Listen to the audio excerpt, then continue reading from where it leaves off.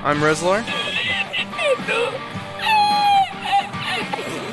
I'm Frosty. As nobody's really engaged quite yet.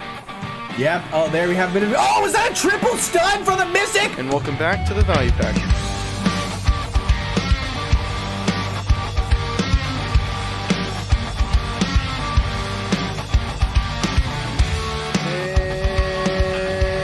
And welcome everybody to another episode of the Value Pack, sponsored by our sponsors on Patreon. Thank you so much to iCarry and Justicar, I Has Issues, Lord Carrot, My PP Itches, fucking wish you would change that goddamn name, and Talus X Septum. Thank you so much to you guys and everybody else that supports us on Patreon for making this show possible.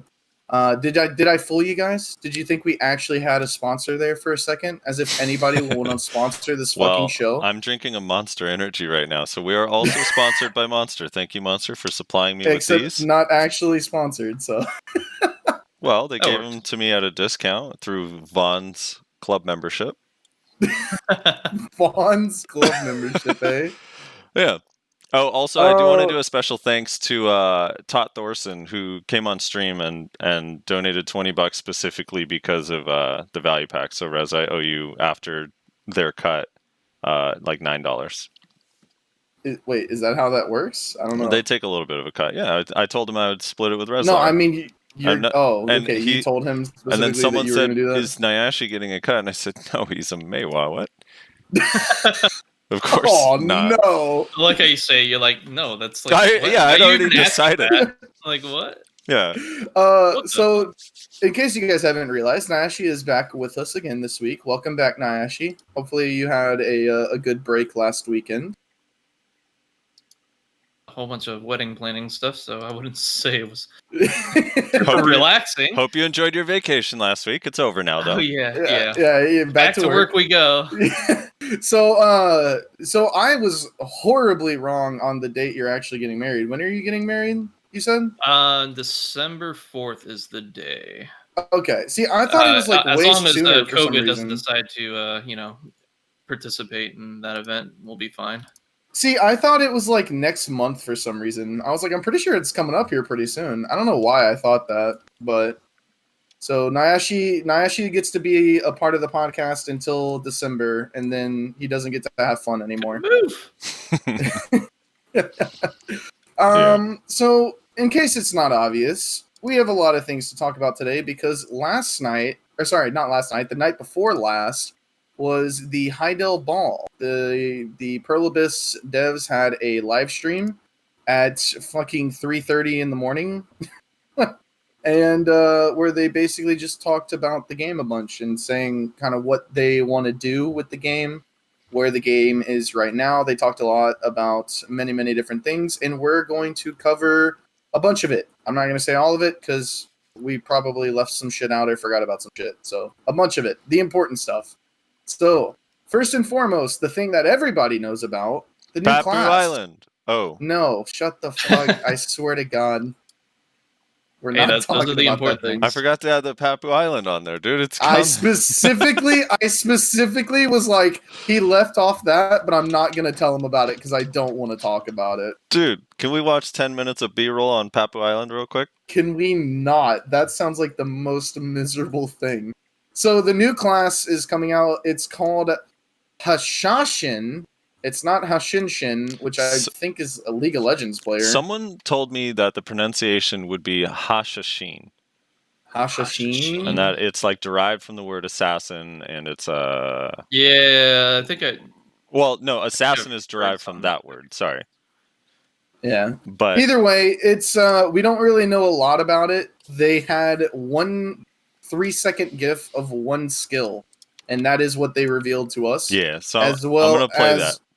Yeah, just go ahead and play that, as well as just kind of like some vague descriptions of like 1 or 2 other skills. So, yeah. But yeah, we got the GIF of the one skill that does look pretty cool. But right. I mean, so here's the thing about this skill and this class and everything.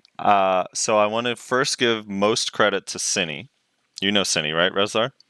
Yeah, I know Cinny. Cinny has been screenshotting in our Discord like a bunch of times where he's like screenshotting his own typing. Where like, dude, it's going to be a sand mage, and he's been saying this for like 3 months. Sand mage.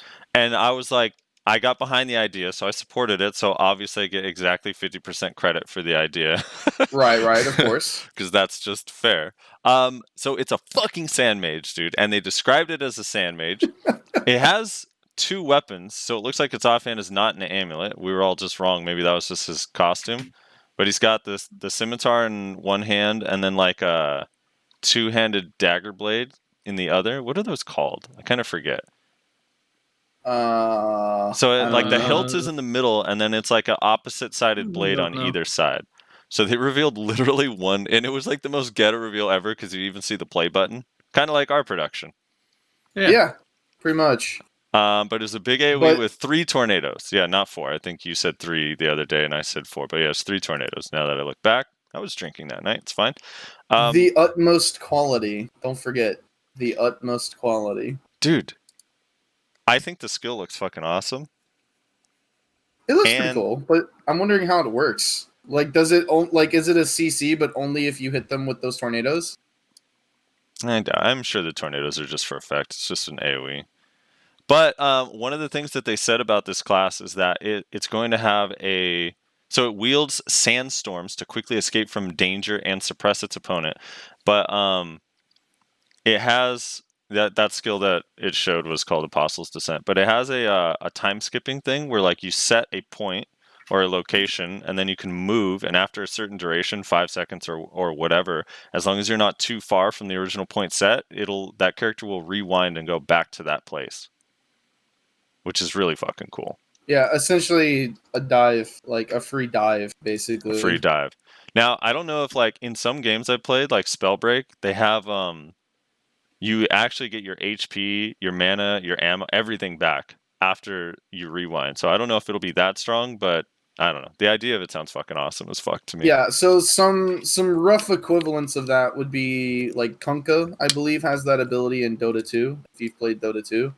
I think the ability is called like X marks the spot, where he puts down a little X on the ground, and then he moves forward and is able to use abilities, and after a few seconds, it'll pull him back. If you've played Valorant, the Riot shooter, I believe Phoenix's ultimate does the same thing, where he uses his ability, and then after like 3 seconds, he will return to it, or if he gets killed, he'll return to it, full HP and everything. Echo kind of has that with his ultimate, except for his isn't like a place down a mark. It's just a thing that constantly around. So those are kind of some similar mechanics in other video games. Chronos from Smite. I posted in the. Oh yeah, Chronos from Smite. I think he has a similar thing as well. I posted By the way, Discord, the weapon, his offhand. Frosty, Sammy whispered me. He's like, "Dude, I hear you're at Blood Wolves. I'm gonna come kill you. Let me kill you." It's trying to maintain that lead on the leaderboard. Dude. You better fucking Red Moon him. You better Red Moon him to death, dude. Oh my gosh. This weapon that nobody in chat linked is called a Halidi, I guess.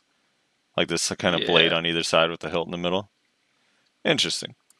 Dude, they also said it's a full melee class. So it's not ranged. Although I do believe it is magic, but I'm not 100% sure if it's going to do magic damage. So we'll see. Battle Mage. I'm down for it. I've been wondering for the longest time when they would make some sort of Battle Mage. Hopefully this is it. All right, so before we move on from this class, just based on what you guys saw, do you guys have any interest in playing this class? I mean, it looks interesting, but maybe. I know Shaky said he is. If it's not slow like a Wizard or a Witch Awakening, I doubt it'll be slow. I think Guardian's going to be like one of the only classes that's as slow as it is.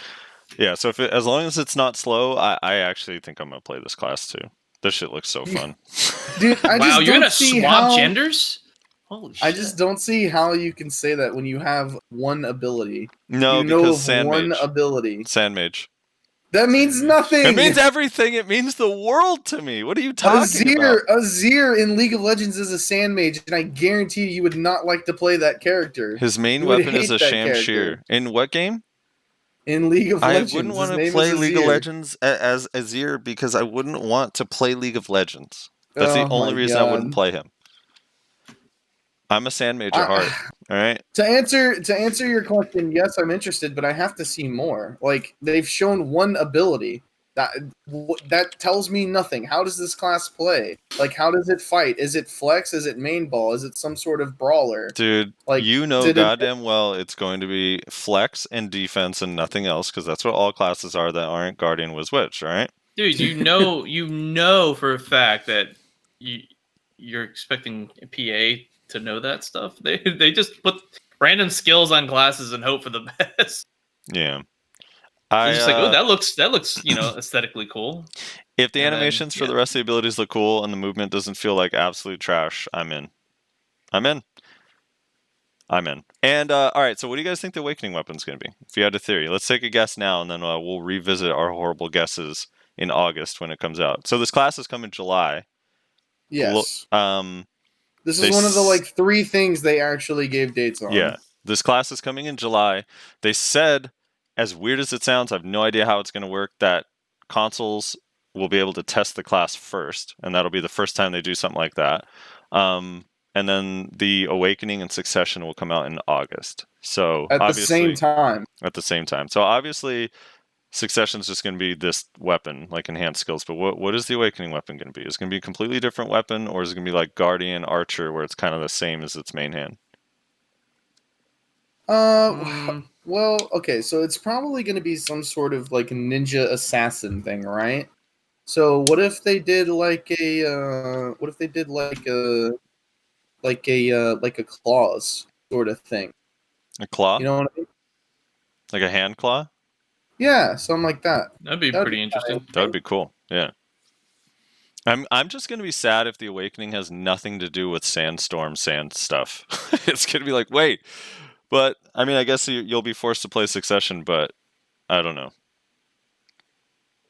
I mean, I don't know what else it could really be.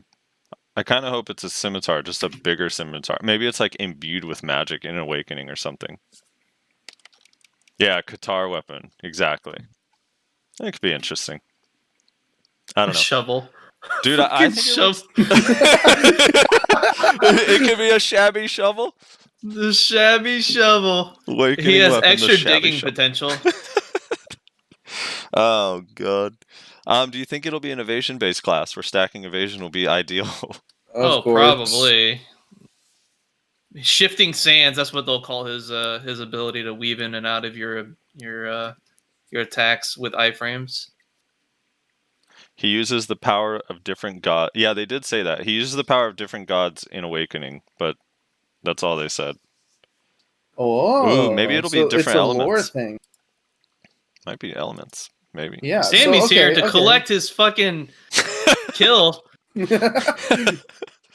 So maybe Get on the wagon, you sheep. Oh, this I is don't know. CPCP. Hold on, we're gonna kill CPCP. This is the issue with like I don't know shit about the lore in this game, so I don't know Yeah. like what gods there are.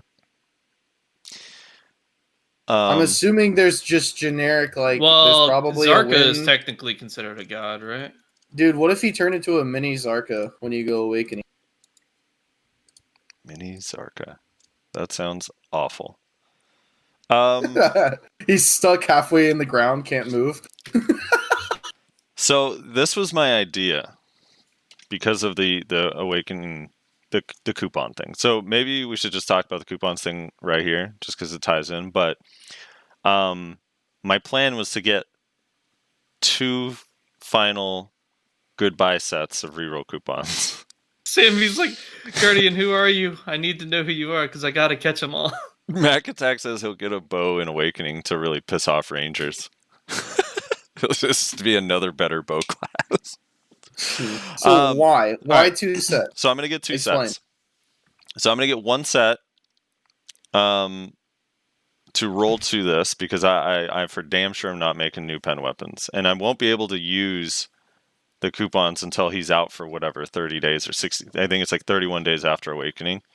So I'm gonna have to just make tet weapons and live with it for a while if this class is actually cool.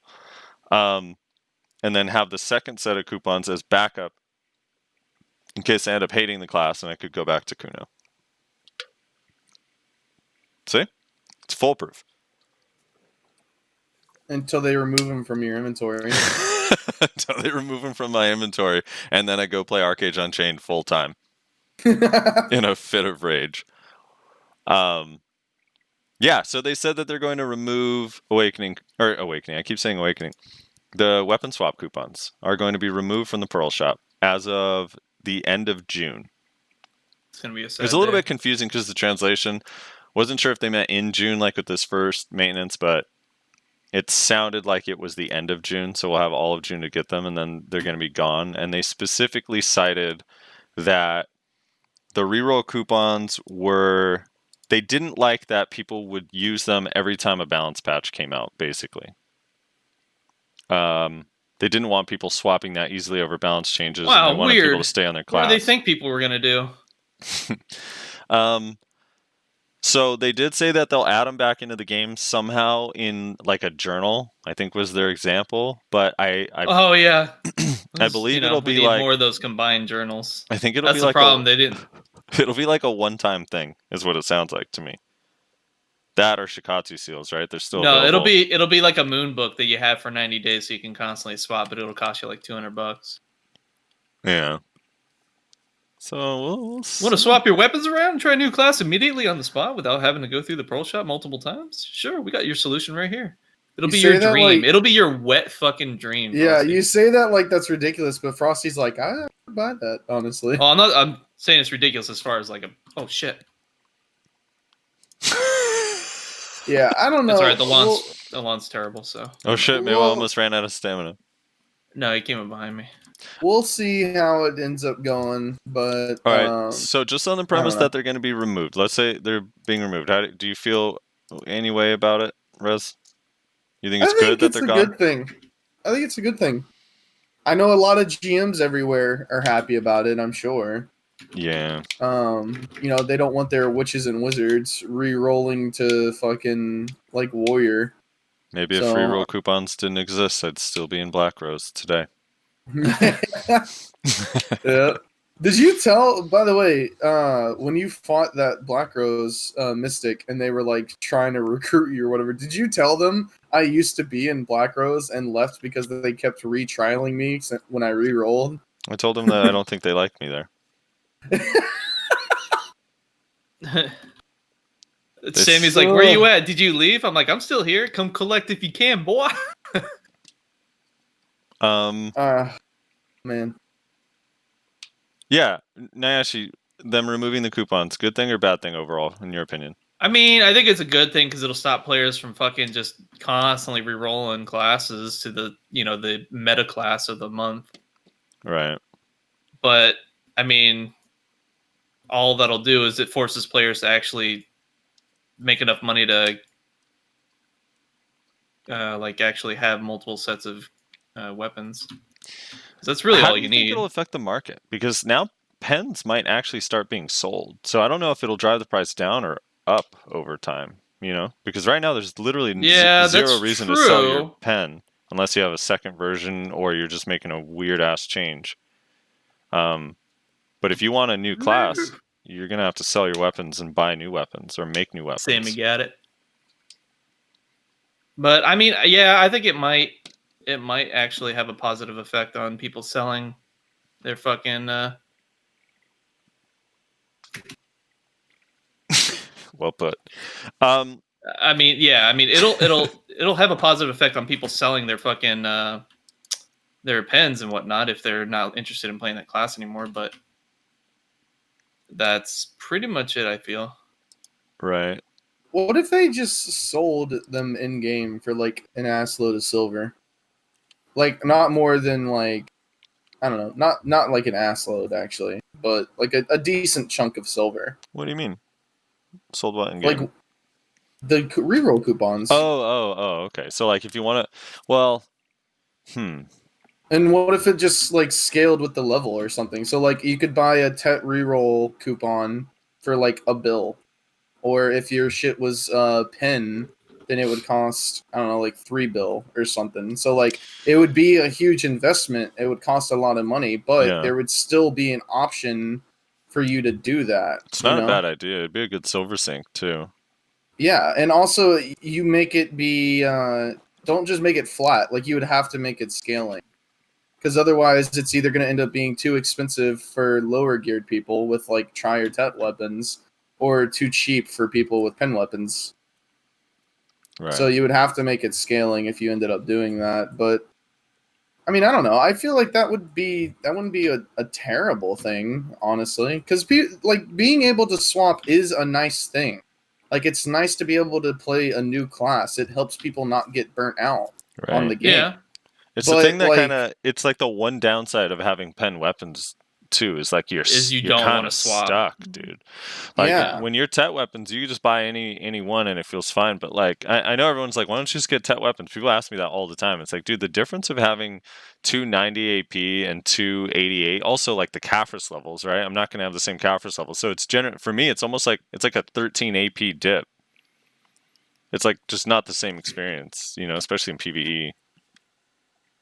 Rolled Vixia. I don't know. I honestly feel like if they just made it like a buyable in-game, it's just a money sink. It costs a decent chunk of silver, but not a ridiculous amount of silver. And you could just do it as many times as you want, as long as you have the money. I mean, would that necessarily be a bad thing? I don't know. I don't really think so.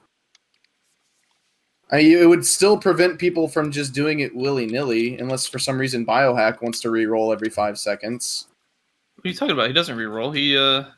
I know, that's what I'm saying, though, is like, only people with insane amount of, like, sitting silver would be able to re-roll constantly. Instead of it being like, well, I can just swipe my credit card 2 times or 3 times a fucking month, and then just keep re-rolling. What about a loyalty shop purchase? It's a good idea, Thorn. Like maybe something crazy, like 15,000 loyalty per coupon or something dumb. They really, which this was a question that I think someone asked at in Korean at the Heidel ball. They had like the questions asked or whatever. There was this one chick who was like, "When are you revamping the loyalty shop?" And I was like, "Yeah. Please, when are you doing that? Because right now it's pretty fucking useless." Did you see one of my favorite responses when someone asked, "Are you planning on adding any new life skills?" They said no. What? Yeah. Well, that what was more do you want? They looked at each other. They like looked around. They're like, "We have." I feel like they wanted to be like, "Are you fucking kidding me? New life skills? Have you ever looked at the fucking life skill tab?" I think they're like, yeah, no, we're definitely just working on trying to improve all the 25 million life skills we currently have. I mean, I don't even know what else they would add. Rock climbing. I know, right? Outside of rock climbing. Dude, you need to let Sammy know that if this keeps up, I might just be first place off him alone. It also, it's unique kills only. I know. I'm dicking around. It also cracked me up, the person that was like, "When are you going to buff trading? Bartering is better than trading." It's like, oh my god. Trading isn't the best way to make silver for like 3 months, and fucking ex-traders are already bitching about it. Of course. I mean, trading should get buffed. I think trading should be buffed. That's a fair question. I mean, trading takes a lot of investment. I don't know. Trading needs to be buffed a little bit for sure, I think. But I can't think of a new life skill that would be fun. I'd rather them just improve the ones that are not good, or even change them to make them more fun. Somehow. I don't know. Yeah, like farming. Farming should be fun. Dude, farming should be fun. I should be able to actually like buy a rake and like manually scrape the rake over my farm and then plant the seeds. Just fucking kill me. Dude, improve hunting too. That's what Hunter says. I like that. Goes good with his name. How about improve class balance? Let's shoot for that first. They added the sniping. You know, we got a couple snipe spots. You think they should add an AWP to the game? An op? Yeah. Like from CS:GO? Yeah. Jesus Maybe that'll Christ. be the Sand guy's fucking awakening weapon, dude. A fucking That's his AWP. awakening weapon in op. I have no Oh, HP shit. pots. Yeah. Okay. So yeah, removing reroll coupons feels bad for Frosty and no one else. Roll finally got me. Dude, it's alright. I'll just buy us 10 sets or so. I'm trying to like factor in when I Crimson feel Desert's I coming out. actually like you're saying that sarcastically, but when the time comes and we're at like the end of June, it would not surprise me if you're like, so I bought like 5 sets of coupons. No, 2 sets. You Two say sets, that now. 2 sets, and I'm You setting say- that you limit because say they that need. now. No. Look, 2 sets. I set that limit because if I'm patient enough, I can buy a whole new set with Shikatu seals. It's only 360 Shikatu seals to reroll my whole set of weapons. Right? That's nothing. It's 3 years. I could do that. 3 years, easy. Am I crazy or like the new Shikatu seals? Are we not getting them as often? I'm not paying We get- attention, but I we feel get like I'm 10 not a getting them month. as often. They're back to the old way Shikatu seals used to be, like way back in the day. Because for a while we were getting 15 of the old one a month, so they kind of went up fast. Okay, But we're that getting must only be what it is. 10 a month, so yeah, it's slow as hell. Okay, got it. I was like, I feel like I'm not getting them as fast as I used to, but I don't pay enough attention to attendance rewards to really be able to say definitively whether we were getting less or not. But that makes sense. All right. All right. Moving on. I'm trying to. I think we Dude, should. Sammy's trying to feed me to his other galaxy friends. Let me reorder this real quick. Oh shit. Gonna reorder it. What This did is I how just do? this is how the number one Fuck. kill feed person gets it. Kill feed person. I don't know what the hell to call it. The Arsha tournament. Arsha tournament. I don't know what the fuck it is. This stupid ass fucking system that they got going on. Arsha rank, dude. It's the Arsha rank. Arsha rank. All right, let's do this order.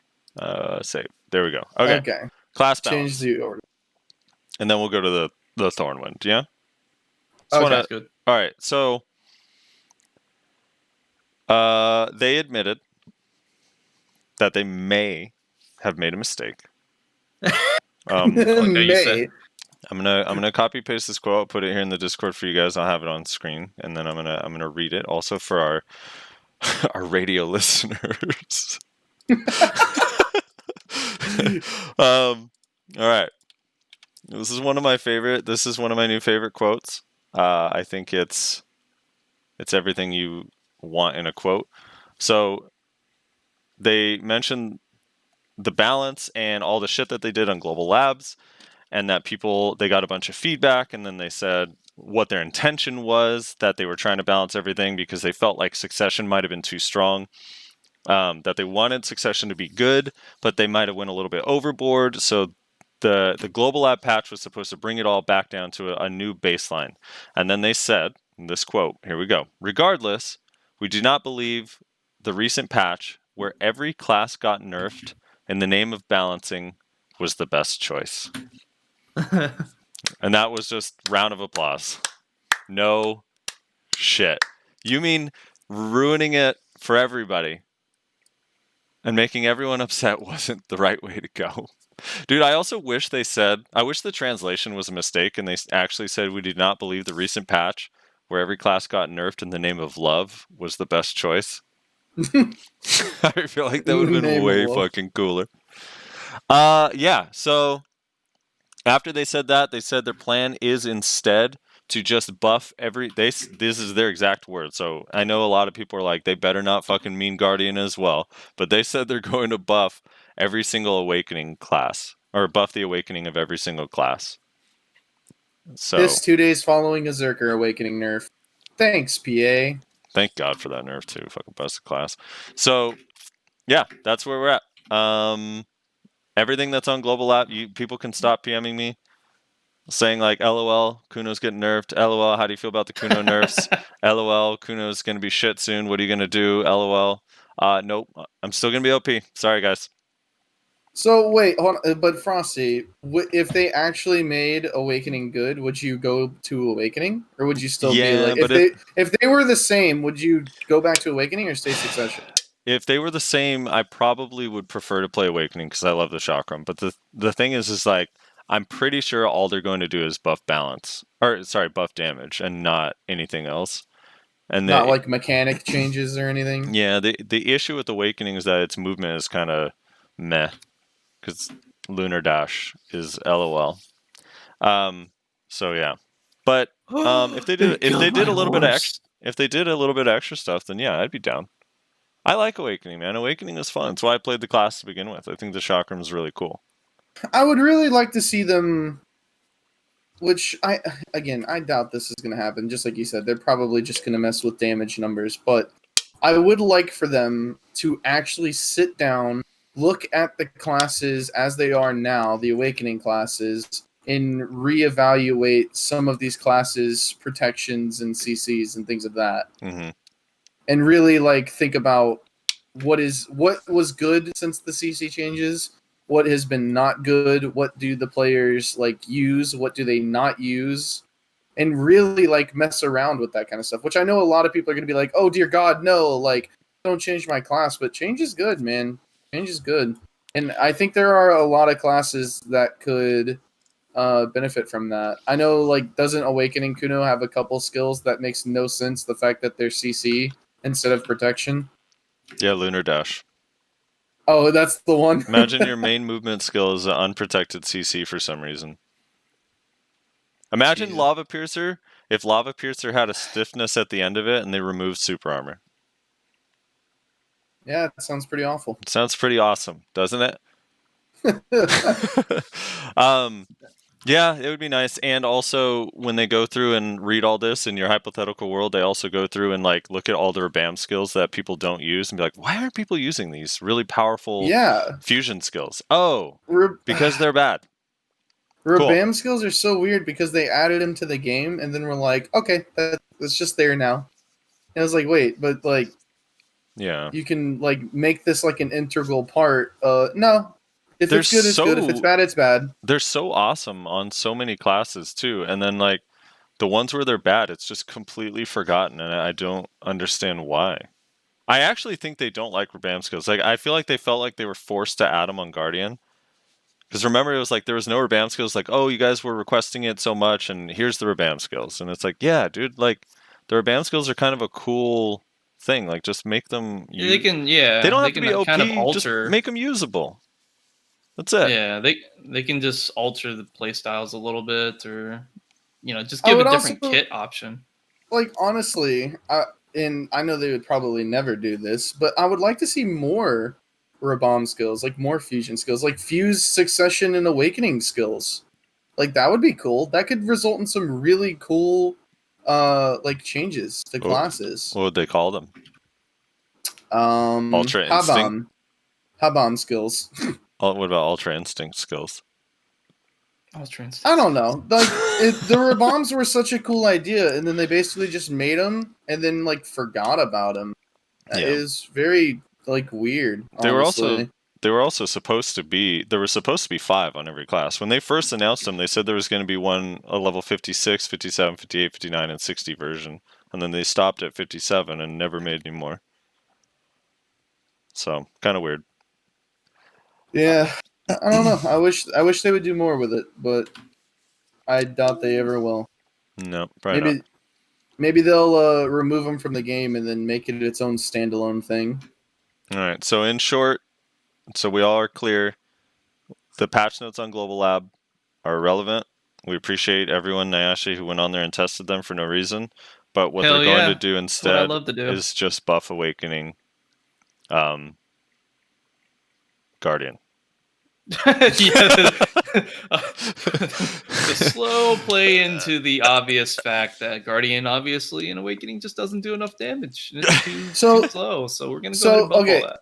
So let's talk about this then. Let's talk about this now. For our 3 classes, Berserker, Kuno, Maywa, what changes reasonably? Don't be fucking stupid and say some dumb shit. All right. What actual changes would you like to see that would make Awakening as good as Succession? You want to start, Nayashe? Mine's hard. I already know mine. I literally think about this every day. And wish it would happen. What changes would make Awakening as good as Succession? For Yeah, Mela? like what changes could they do that would make you say Awakening is now on the same level as Succession? Right, for Meiwa. Well, that are reasonable. A reasonable set of changes. Chip damage. The combo damage on Awakening is actually really good. The chip damage sucks. And in this meta, chip damage is pressure. Pressure equals more opportunities for openings. Because blocks are broken, or maybe they have to use unsafe skills because they need to do something else, something to change it up. It creates openings. And Awakening is really good at catches on openings.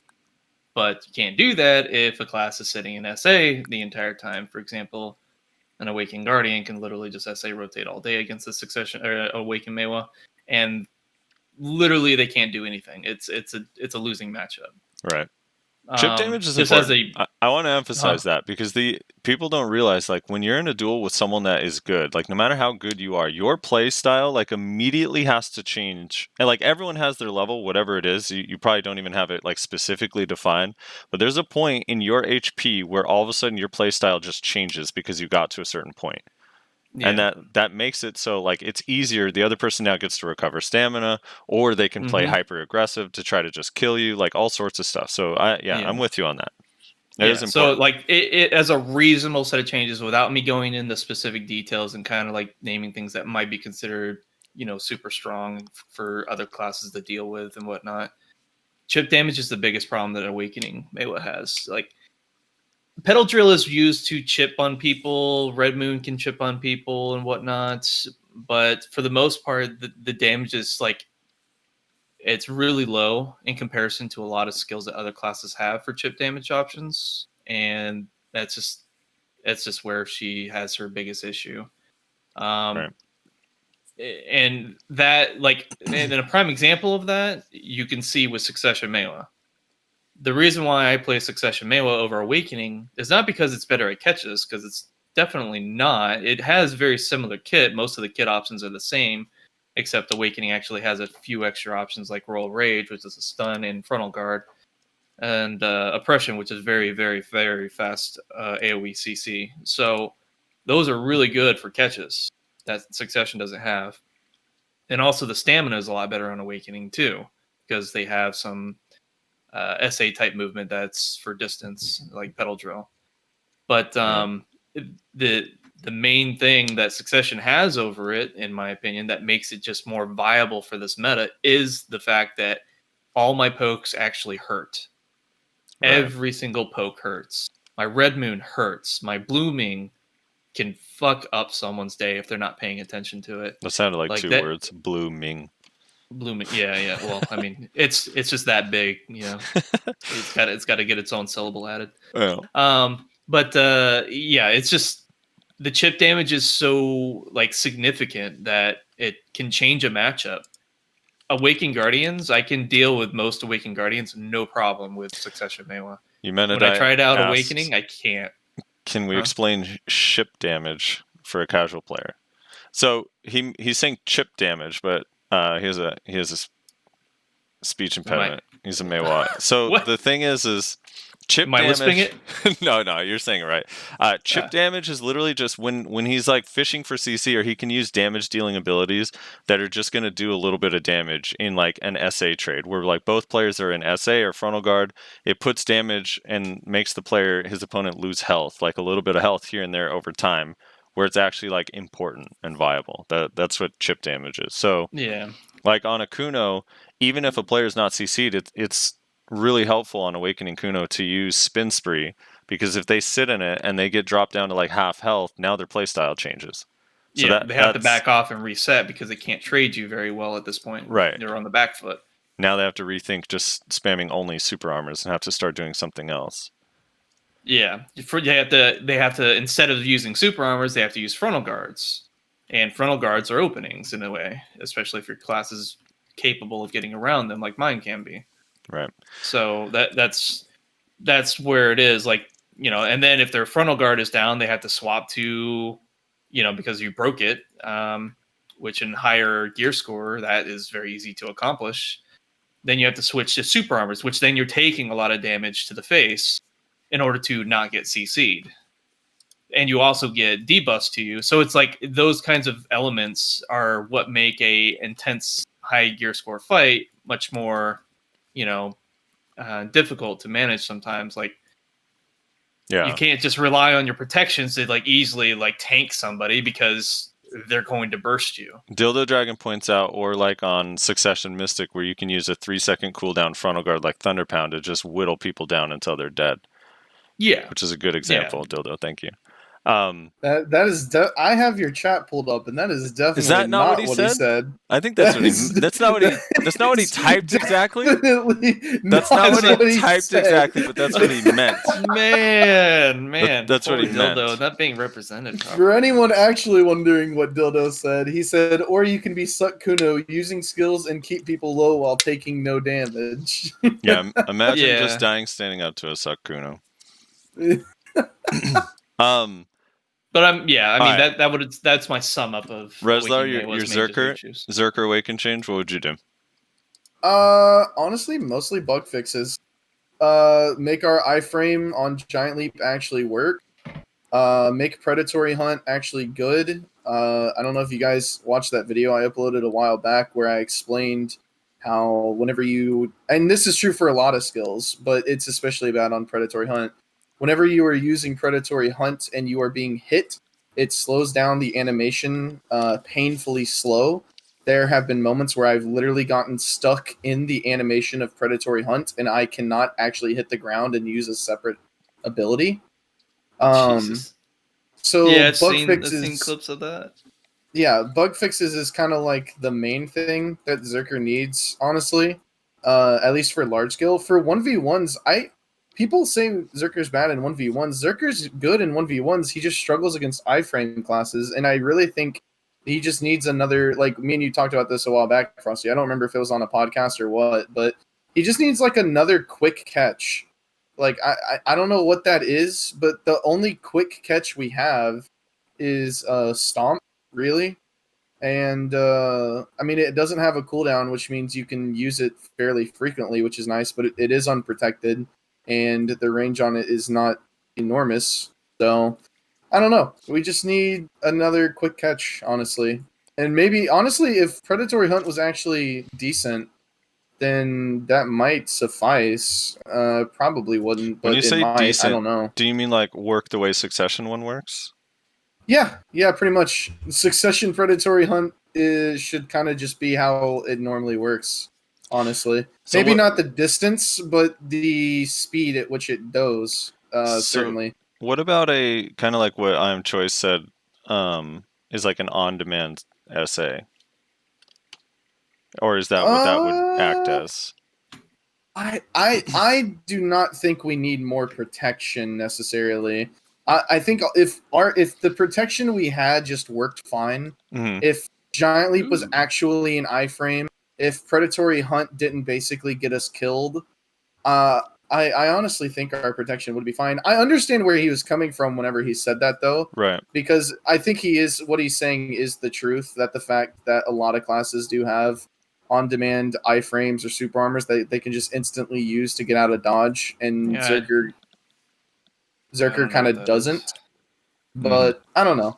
I think just some sort of quick catch, fixing our protections, and yeah. Oh, and revert this fucking ground lifting forces your C-swap on cooldown after Frenzy Destroyer.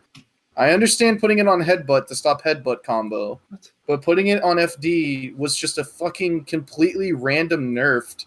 That was the most undeserved thing I've ever seen in my goddamn life. There's absolutely no reason behind it, and it just made us worse. Just objectively, just fucking worse. I don't get that nerf at all. I understand Headbutt. The Headbutt was what nerfed the Headbutt combo, and is why we can't Headbutt combo anymore. But making it work off of FD as well was so fucking random and out of nowhere. I don't know why the fuck they did that. It just makes things. It just objectively makes the class a lot fucking worse.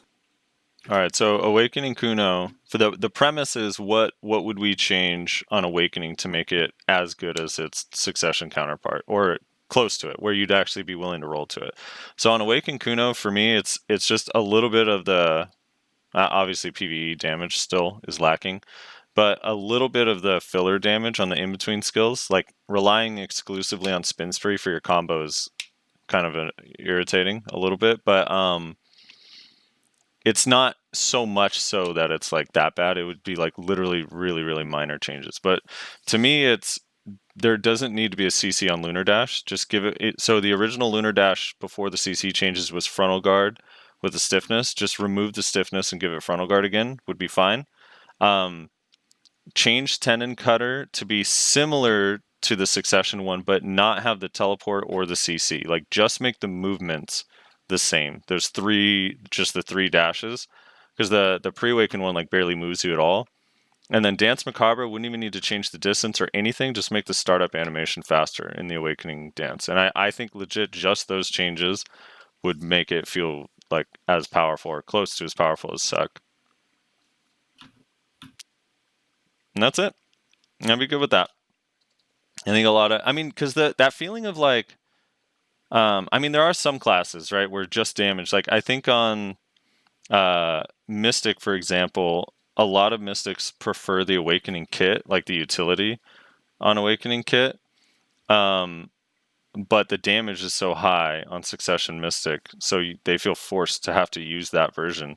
So on Mystic, maybe, for example, like it'd be okay to just increase the damage, although I still think they need to buff Wolf's Frenzy and make it a viable escape again.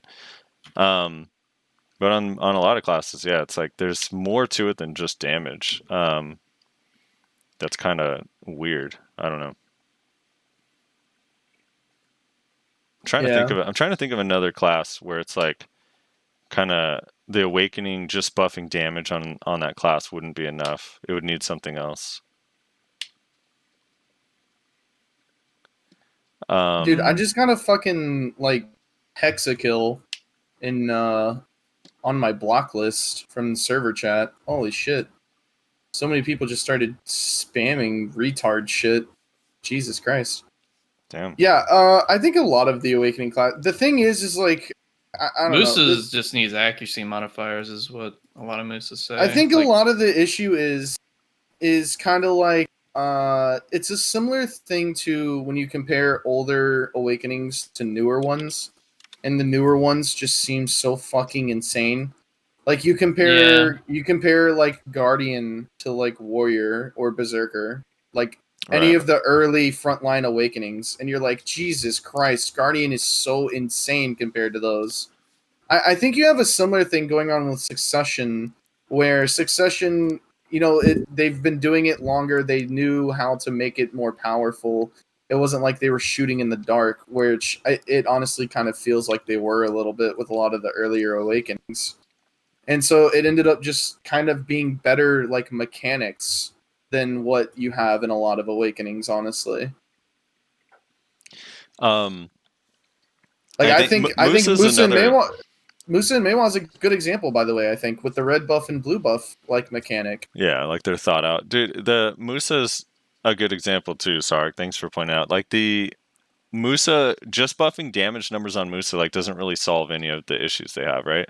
Like they kind of need a little bit of accuracy. Their E buff is still fucking makes no sense. And like Tiger Blade should be easy to get in and out of. It shouldn't be like you feel trapped kind of thing. Tiger Blade should just be like a mainstream part of their kit, because that's a cool part of their kit that like is not super like useful, honestly. Yeah, Tiger Blade is I mean, it's good for catches and whatnot and memes and what, because of what it can do, but catches and memes. It's only good versus players that aren't knowledgeable about it. Like anyone that has any sort of idea of what to do versus it, you just SA trade it and don't leave yourselves in frontal guards or unprotected abilities, and you can literally nuke it down. And also to capitalize on both, Musa and Meiwa, like the biggest problems right now is also besides that chip damage for like Mayo, like I mentioned, and the accuracy modifiers for Musa, it's also the stamina. Like the in combat stamina is just awful. All right, let's move on. Should we move on to the Thornwind Siege? Yeah, let's move on to the thing that we still have no information No video about. about. Yeah, it sucks because I can't pull it. I wish I had something to pull up on screen, so I'll just leave this cute picture of me crying because the reroll coupons are going away. So they explained. They described Thornwind Siege exactly how I dreamed. Now, of course, like Reslar, per your theory, Reslar believes strongly that they always have cool ideas and poor implementation, and there's a very, very, very, I would put it at about a 70% chance that that's going to be the case here. But the way they described it, at least on paper, is really fucking cool. So Thornwind Siege is a 5v5. I can't remember if they said you queue up or you just go there. Originally they said go there, but it sounds like that's not going to be the case anymore. I'm not too sure. I think the language that they used was team up with. So I don't know what that means. That almost makes it sound like you're just going to run into people and you have to decide whether to murder them or team up with them. Well, they said you can go with 5 people or team up with people, something. So it sounds like it's...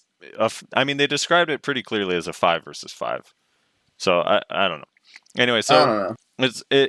The way they described it this time was going to be a 5v5 where there's like PvE and you're like traveling through this whatever Thornwind Siege castle thing, PvEing, and the PvE is AP capped. So basically everyone with at least a baseline minimum gear will do about the same amount of damage. I imagine the mobs are going to be tanky, so that way it actually takes a little bit of time to get through.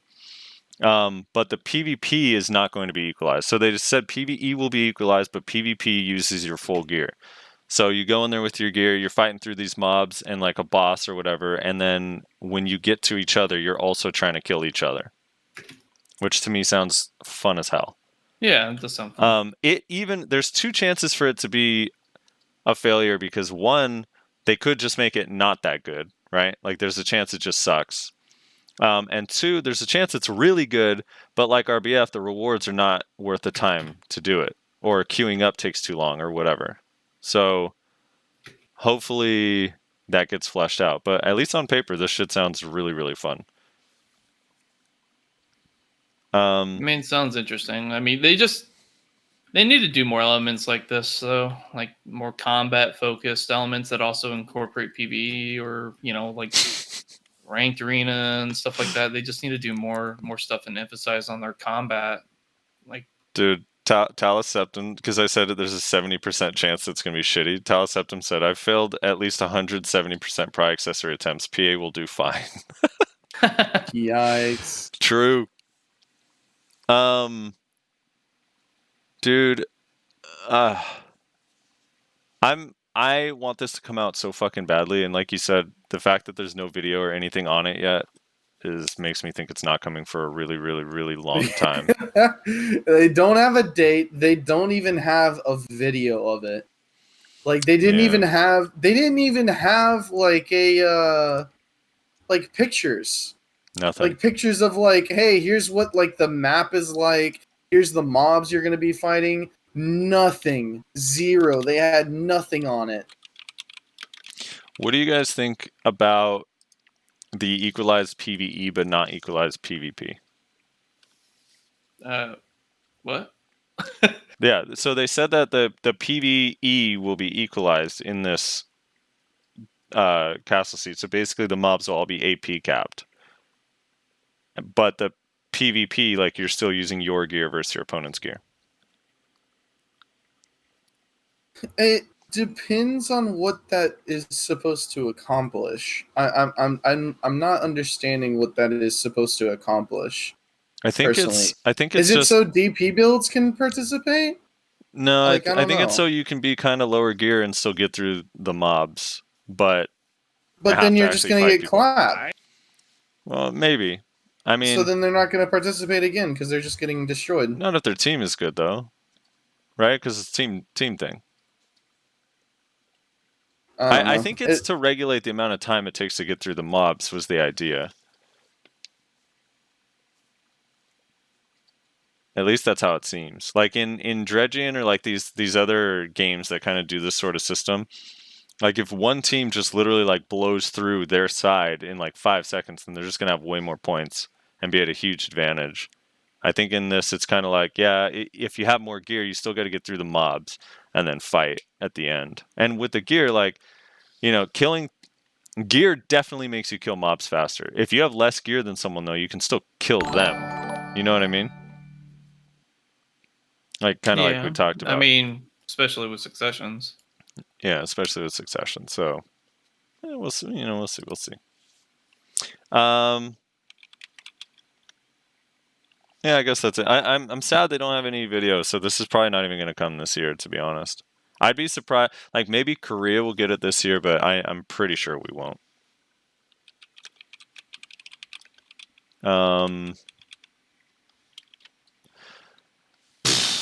Moving on. All right. Before we get, because I want to talk a little bit in depth about the Node War stuff, even though that was also super fucking vague. The bounty system thing, though. Everything was vague, basically. Yeah, the Node War thing was vague, but they gave some details at least. But the bounty system was like extremely vague. Yeah. So we can. In case anyone is wondering, just let me point this out. Because I said this before. I think we were streaming, but we weren't recording yet. So let me point this out. I was watching Choice's stream, I think yesterday, and someone asked him what his thoughts on, or what his feelings on the Heidel ball were, and he said, I forget exactly what he said, so I'm paraphrasing, but he said like mostly disappointing because basically they only committed to like 2 things. They were like, basically, the new class is coming out in June with Succession and Awakening coming out in August. And, like, Agris Fever they're going to change Agris Fever slightly. They're going to give it, like, a toggle or something. And he said that they should be able to do that in 1 to 2 weeks. And those are, like, basically the only things that they really, like, hard committed dates to. The only other thing that they kind of committed to was they said Odalita's second half of this year, right? Was it Odalita that they said was going to come second half of this year? Odalita, second half of this year. The new region, winter 2021, which is super far. For KR. KR, not us. They didn't say KR. Dude, I mean, it probably will be KR, but they didn't say KR. Yeah, I mean, they didn't put dates, but I mean, I still am like, while I agree they didn't hard commit to a lot of stuff, I feel like they're kind of forced not to because the second it's late, they're fucked. Oh, DevAct, yeah, we forgot about that. We got to add that to the list, Frosty. Oh, yeah, dude, my favorite. I forgot I completely forgot about that. Yeah, let me add that. That's actually probably the hypest thing that they announced. That the whole actually thing, actually. is really good. Yeah, hold on. What was it? Yeah, we'll get there. We'll get there. We'll get there. Let me see. I'm gonna put this after the Node War stuff. All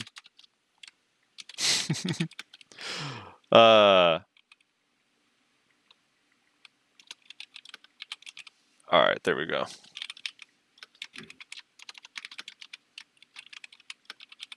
I'm calling it this because it just sounds funny. Okay. Did you put Space Force? I had to. I had to because it just reminded, like, you have an Air Force and that sounds normal, but it was just funny, like when they were talking about having like government whatever for like outer space to like monitor outer space comings and goings, and our president called it Space Force, and now it's just stuck in my head. It sounds so goddamn funny. Every time I hear Space Force, I instantly think about what's that actor's name from Spaceballs? Remember Spaceballs from back in the day? The guy from Honey, I Shrunk the Kids? Yeah. What is his name? I forget. I don't know his name. He's playing Darth Vader in Spaceballs.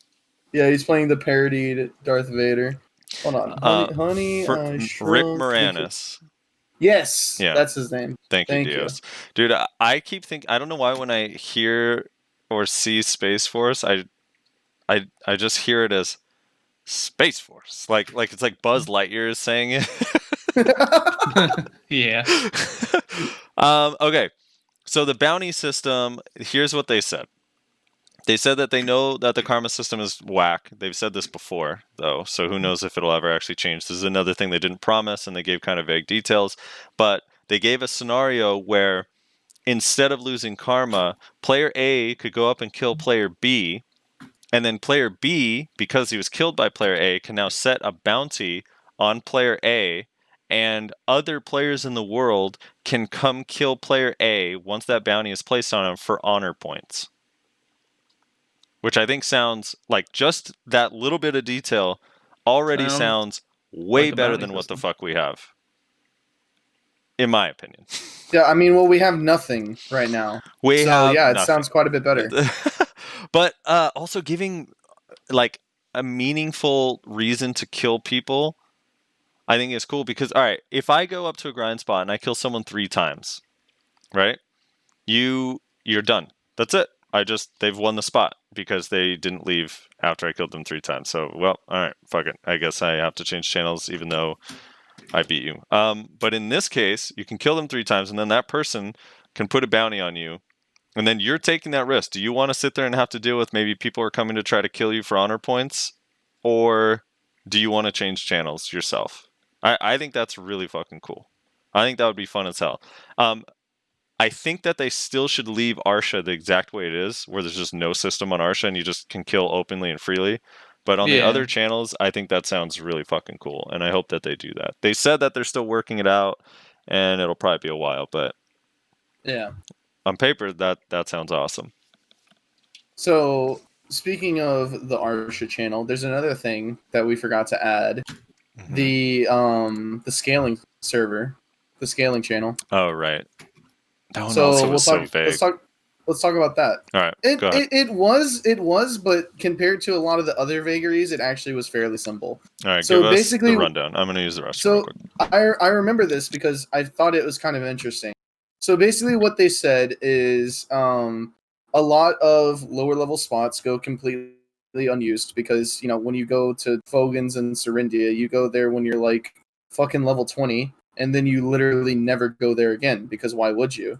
And so what they talked about was possibly setting up a server, or not a server, a channel, setting up a channel or maybe a couple channels where essentially these mobs that are useless on normal channels are actually like worth something. They're like hard to kill and actually worth going and fighting over, basically.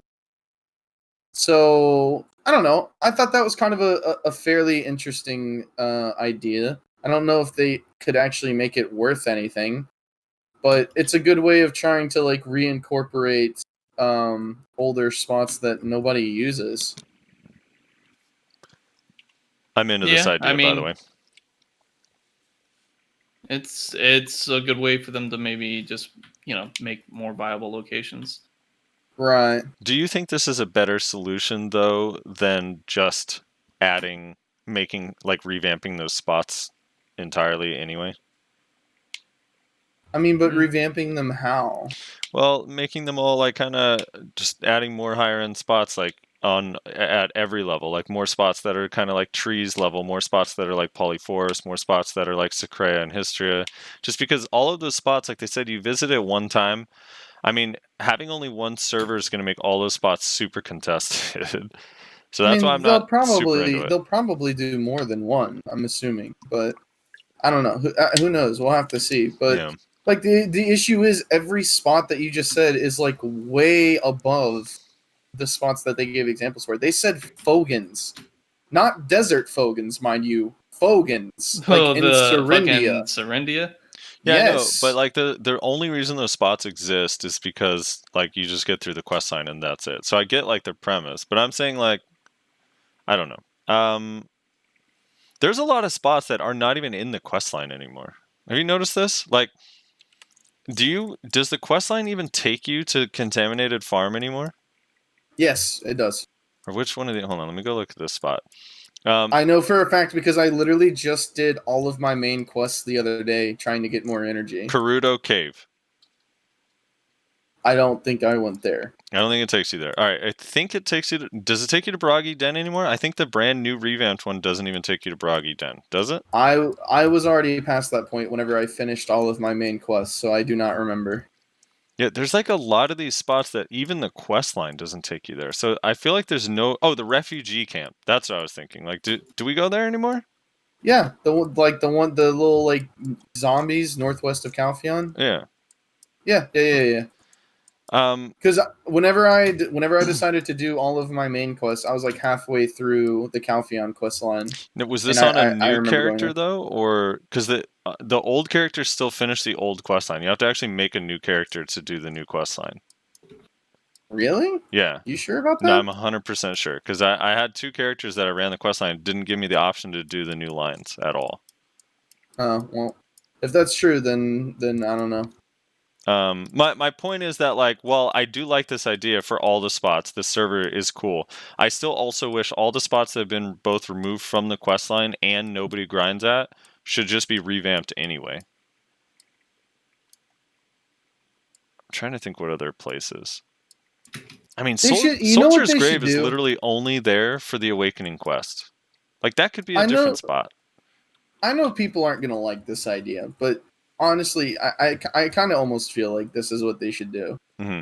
They should have like lower, like easier to kill trash spots drop really good accessories, like have really good rare drops with it. Okay, like kind of similar to Crescent Shrine, like where you can kill quickly but still get a rare drop. Yeah, that's worth like a good chunk. Yeah, but the trash isn't like super good. Mm-hmm. Yeah, like that. Instead of like, oh, let's have a spot be the best spot in the game for money and also drop some of the best accessories, like most expensive accessories in the game. Like, I don't know. So like, alternative ways to get certain accessories. You're saying, is this anti-Stars End or Secrea or which? I mean, honestly, I'm not saying like remove the rare drops from those spots, but I think it is kind of silly how you have these spots that are like some of the best trash in the game and they drop the most expensive accessories in the game.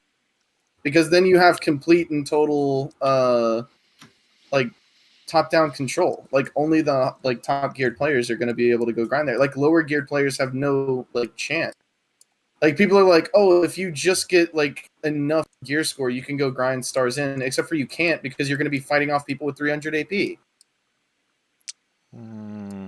I mean, there also has to be a little bit of incentive to even gear progress though, right? So if everywhere's good, what's the point of gear progression? Yeah, that's fair.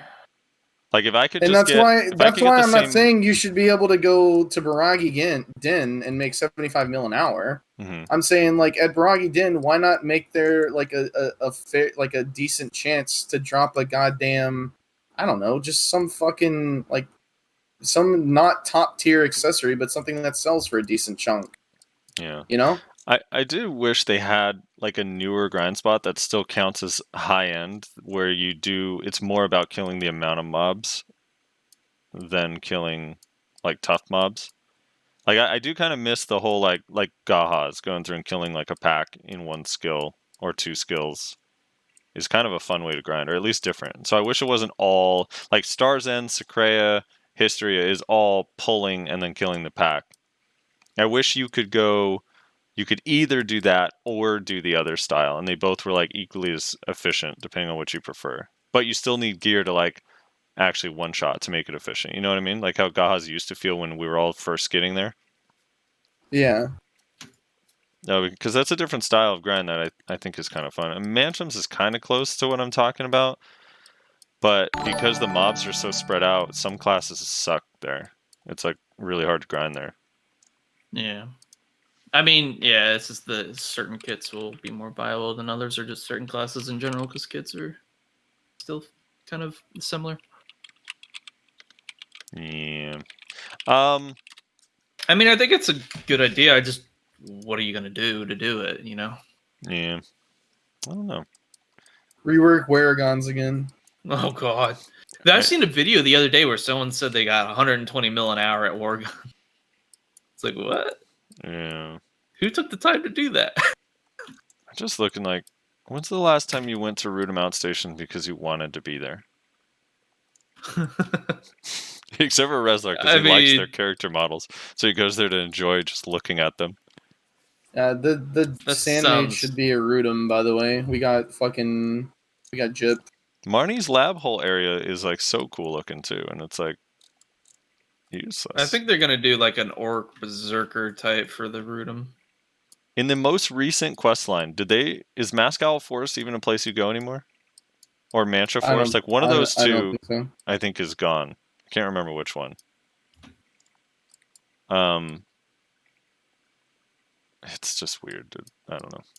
Yeah, but I do like the idea that a server where every place is really good sounds kind of cool. I'm into that too.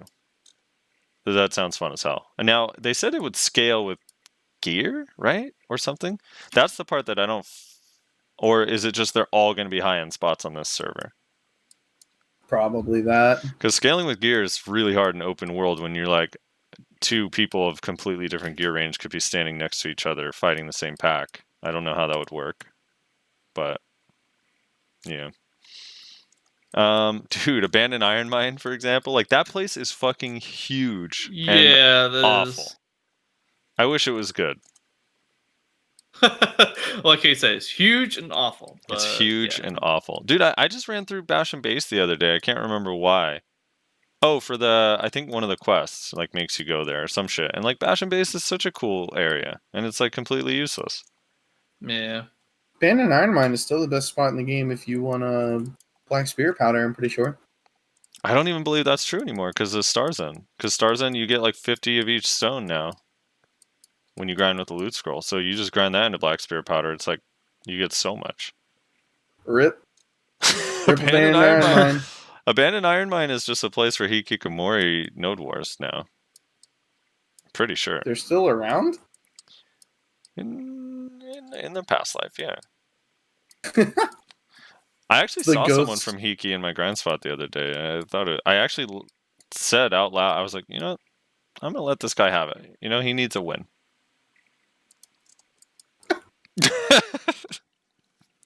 And I left. All right. So that was the new thing. All right, Node War system. I'm super nice. All right, new Node War system. This one also was super vague. Probably will never come. But I do want to point out, I have said multiple times, having 4 tiers doesn't really make any sense, especially when 2 of them mean the exact same thing. Tier 3 and Tier 4 there's basically no difference. So, in this new Node War system that they described very, very briefly and vaguely, they said there will be 3 tiers. I don't think they called it tiers, though. They called it like ranks or something odd. This was all the details, at least that I can remember. There were 3 tiers, tier 1, 2, and 3, and they wanted to do, stages. That's what it was. 3 stages, 1, 2, and 3. And when you own a node, then what you'd want to do, or you'd be incentivized in some way to go from that node to win the connected node near it, or something along those lines. So you'd want to be like connecting these nodes. I don't know if that means there'll be bonuses for it. I don't know if that means other shit, but the node wars will be like connected to the nodes. So the surrounding nodes that they're connected to will become important in some way when it comes to node war. Again, super fucking vague. Kind of reminds me of Ashes of Creation's idea a little bit, right, Rez? Like their whole node thing. Kinda. I guess. Wait, not really. Well, no. What do you mean? If you remember old Ashes of Creation when they first announced it, their whole thing was like you have to conquer a node, and then that area becomes unlocked for you to grind and adventure and quest. I think that's a pretty cool idea. Yeah, so it makes it a lot more competitive for the actual zones, and that would actually make it like, I mean, they kind of sort of try to do that with the buff, but not exactly like obviously shutting people out completely. Yeah, so I guess I see what you're saying. I think Ashes is a little more in depth. It's different. Than It's more like PvE focus on Ashes, but I'm just saying it's kind of like I don't know, because the node system, I feel like there's so much you could do with it. It's like when I look at it and it looks like it reminds me of the game Risk a little bit. and it's like not being utilized in any way that's meaningful for PvP. And I think it could. I don't know what they plan on doing, but I kind of like the idea of, let's say if I place on, I'm just looking at Camisilva Temple, right? Like to the right of Eastern Border. Let's pretend, for instance, that's a tier, their new like stage 3 node, right? Or maybe, I don't even know. I don't know. Let's say, fuck, I don't know. I don't know what their plan is. So maybe it's like, maybe what they were thinking is you conquer Camisilva Temple, and that's stage 1. And if you want a siege, you have to have a stage 3 node. So now we know Cho Nation wins Camisilva Temple, right? Now they have to win Ancient Ruins Excavation Site and Canyon of Corruption in order to siege on Saturday. Because the next 2 nodes they're connected to are stage 2 and stage 3. And maybe there's like an extra bonus in money for winning all the connected nodes in a row. That would actually be interesting as fuck. Although the problem is that would be super exploitable in like blocking guilds from being able to siege. Well, maybe not necessarily connected to siege. Maybe make siege like its own thing, but like to grind in those different zones. Yeah, to grind the different. But let's say unrelated to siege, it would be kind of interesting if, let's say, I place. Let's just say it's like separate tiers entirely. So I go to Camisilva Temple. It's a stage 3 node. I win that. Now, next week, I could just go win any other node if I want. And I win, like, whatever. This Camisilva Stage 3 gave me 1.6 bill payout. So now I could go win another 1.6 at any other random Tier 3 node or Stage 3 node. Or I can go try to win Ancient Ruins Excavation Site. And people are going to know that I'm probably going to be going there. Because if I win that one, because it's connected to the first one, then my guild gets 3 bill payout. And then for Stage 3, you could connect again. Also, you unlock the multi-worker aspect. And then you unlock 2 workers, 1 node at the Ancient Ruins Excavation Site. So toxic, dude. Nayashe is. Hey, you have to bring it back every once in a while. It's great. Yeah, and then the last node, now you're super incentivized. The last node's going to pay you out 4 bill if you win Canyon of Corruption, and you get a 10% drop rate buff in Medaya because you unlock 3 connecting nodes in 1 week. So now, for the rest of that week, you have a 10% drop buff, or your guild does in Medaya, or something along those lines. That would be kind of cool, I think. I have no idea what they're actually going to do, because all they said is connecting nodes will be a thing in Node War, but I don't know. Maybe it'll just be a trade buff, dude. Whatever they do, please, for the love of God, just make it to where when you go up, you can't go back down. Please. I never understood. That was like the best change they ever made to Node Wars. They put that in KR for like 2 weeks and then removed it and then never came back to it. And I will never understand why. That was the best change that has never came to NA, and we desperately fucking need it so that fucking T2 guilds can stop fighting goddamn Cho Nation and Black Rose. Yeah. Cho Nation should not be 1v1ing Sacred Nectar twice a week. I'm sorry. Yeah, it's fucking retarded. It makes no sense whatsoever. I don't endorse that word. I disavow. I disavow Rezlar as a whole. So that's that. Should we move on to Space Force? Space Force! Space Force. The Intergalactic Alliance of Space Force. All right, so here we go. Pearl Abyss. So, in case you guys don't know what we're talking about, it's not actually the Space Force. We're just memeing. No, Pearl Abyss actually announced. What did they call it? Here we go. I'm going to say it. Pearl Abyss announced a costume design task force that will be appointed by the White House cabinet. That's why it just reminds me. It's like so like political sounding. A fucking costume design task force. So fucking dumb. All right. But even though the name is really stupid, that's the irony of it. Like everything else has this like cool name, but then the idea is what? It's just laughing at it. Yeah, the name is really cool on these other ideas, but then the actual like what they're gonna do is not that exciting. But this one has the dumbest name, but the actual idea is great. They said they're going to have a task force that is designed or created to design 1 new Pearl costume for every single class every single week. So there one would be released on a weekly basis, a brand new Pearl costume for every single class. Because they've been asked a lot. One of the main questions they're asked, like, why are there not more outfits or costumes or whatever? So Wait, no, what they need to do is make give Maywa the fucking long capes. No. Like all our Frosty, fucking costumes Frosty, don't have the long capes. Frosty, it wasn't every class every week.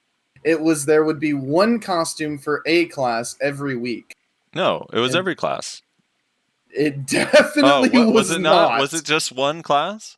It was False one information. Oh, That's wait, Frosty let for me ya. double check. One I'm class. almost Okay. Everyone's saying positive. one class. My bad. It was one class. All right. So one new. That's still the sad thing is because that's not even a lot of costumes. The sad thing is that that's a massive upgrade. Oh yeah, for sure. Yeah. Because now we're going from like one new costume every 2 months to 4 a month, which is awesome. And I said this like years ago. I was like, why don't they just put out like a costume a week and they just put the classes on rotation? Musa gets it this week, Maywa gets it the next week, Tamer gets it the next week, Valk gets it the next week. Just come out with a costume a week, put different teams on it so they're always designing costumes for a specific class. Mm-hmm. And then you will never run out of money. You will never run out of money. And they never would have had to make this game fucking pay to win to make their money. They would have made plenty of money off of that alone because costumes are $30 and people like me will easily drop hundreds of dollars on outfits in this fucking game. Jesus. Right. Hold on. I'm trying to do some digging. I want to get. Some people are saying it was every class. I just want to make sure I have the wording right. I mean, it probably wasn't. Because that sounds crazy. That would be insanity. It would be insanity. But if you have a task force, it should be possible. Especially a United States of America White House based one. That's The only thing I'm concerned about is they've gotten into this really fucking bad habit here recently of just slightly changing costumes that already exist and then releasing them as new costumes. Right. And if they start doing that, then that's probably just going to make people more angry than having no costumes at all. Some people are saying the PA stream said every class every week. I don't think they did. And the words of Trump and his appointed, they're going to be the best people, the smartest people. They're going to know and do things that no one else can do. I mean, again, like the issue is when it's like 5:30 in the morning, my eyes are like half asleep, and the only other person that's watching it with me is drunk off his fucking, is out of his mind. Like I don't remember, but I'm pretty sure it was one costume a week. Right. I think I'm coming up on this shit, dude. Hold on. A lot of people are saying one per class. I had one person that said otherwise. Right. Let's see. Oh, here I'm. I mean, that's just the way that they should do it. Honestly, that's the way that they should. It would not be hard if you had just a handful of people. Let's say like 4 or 5 people, right? Of like, and that's no. I have the exact quote here. It is. It says here's the exact quote. Hold on, I'm gonna pull it up on the stream so you guys can see it. Hold on. I thought I wasn't crazy, dude. I know I was a little drunk that night, but I wasn't that drunk. It says the new outfit creation. That's what it's called. The new outfit creation task force ultimate goal will be to release one new outfit per class each week. Then that's even worse. Because now it's definitely just going to be shitty recolors, or like we added a piece of fabric. Not fake news. All these people in my chat said fake news. Liar. I was not lying, dude. That's just objectively where you can't tell me that you can come up. It's a task force, dude. It's going to be 1,000 employees. How many classes are in this game? How many classes are in this game? They're hiring 1, 2, 3, 4, 5, North 6, Face. 7, 8, 9, 10, 11, 12, 13, 14, 15, 16, 17, 18, 19, and with the new class, 20 classes. You're going to come up with 20 unique and new outfits every single week. Good fucking luck. Are we really at 20 classes almost? Rez, you keep forgetting something. It is an outfit design task force. Shut the fuck up about that is an important part of this whole thing. They wouldn't have given it that fancy schmancy name if it wasn't a thing. They're going to have a team of 5 in 20 different buildings, okay? There's going to be 5 employees per building designing costumes full time, all right? I believe it, and I'm excited.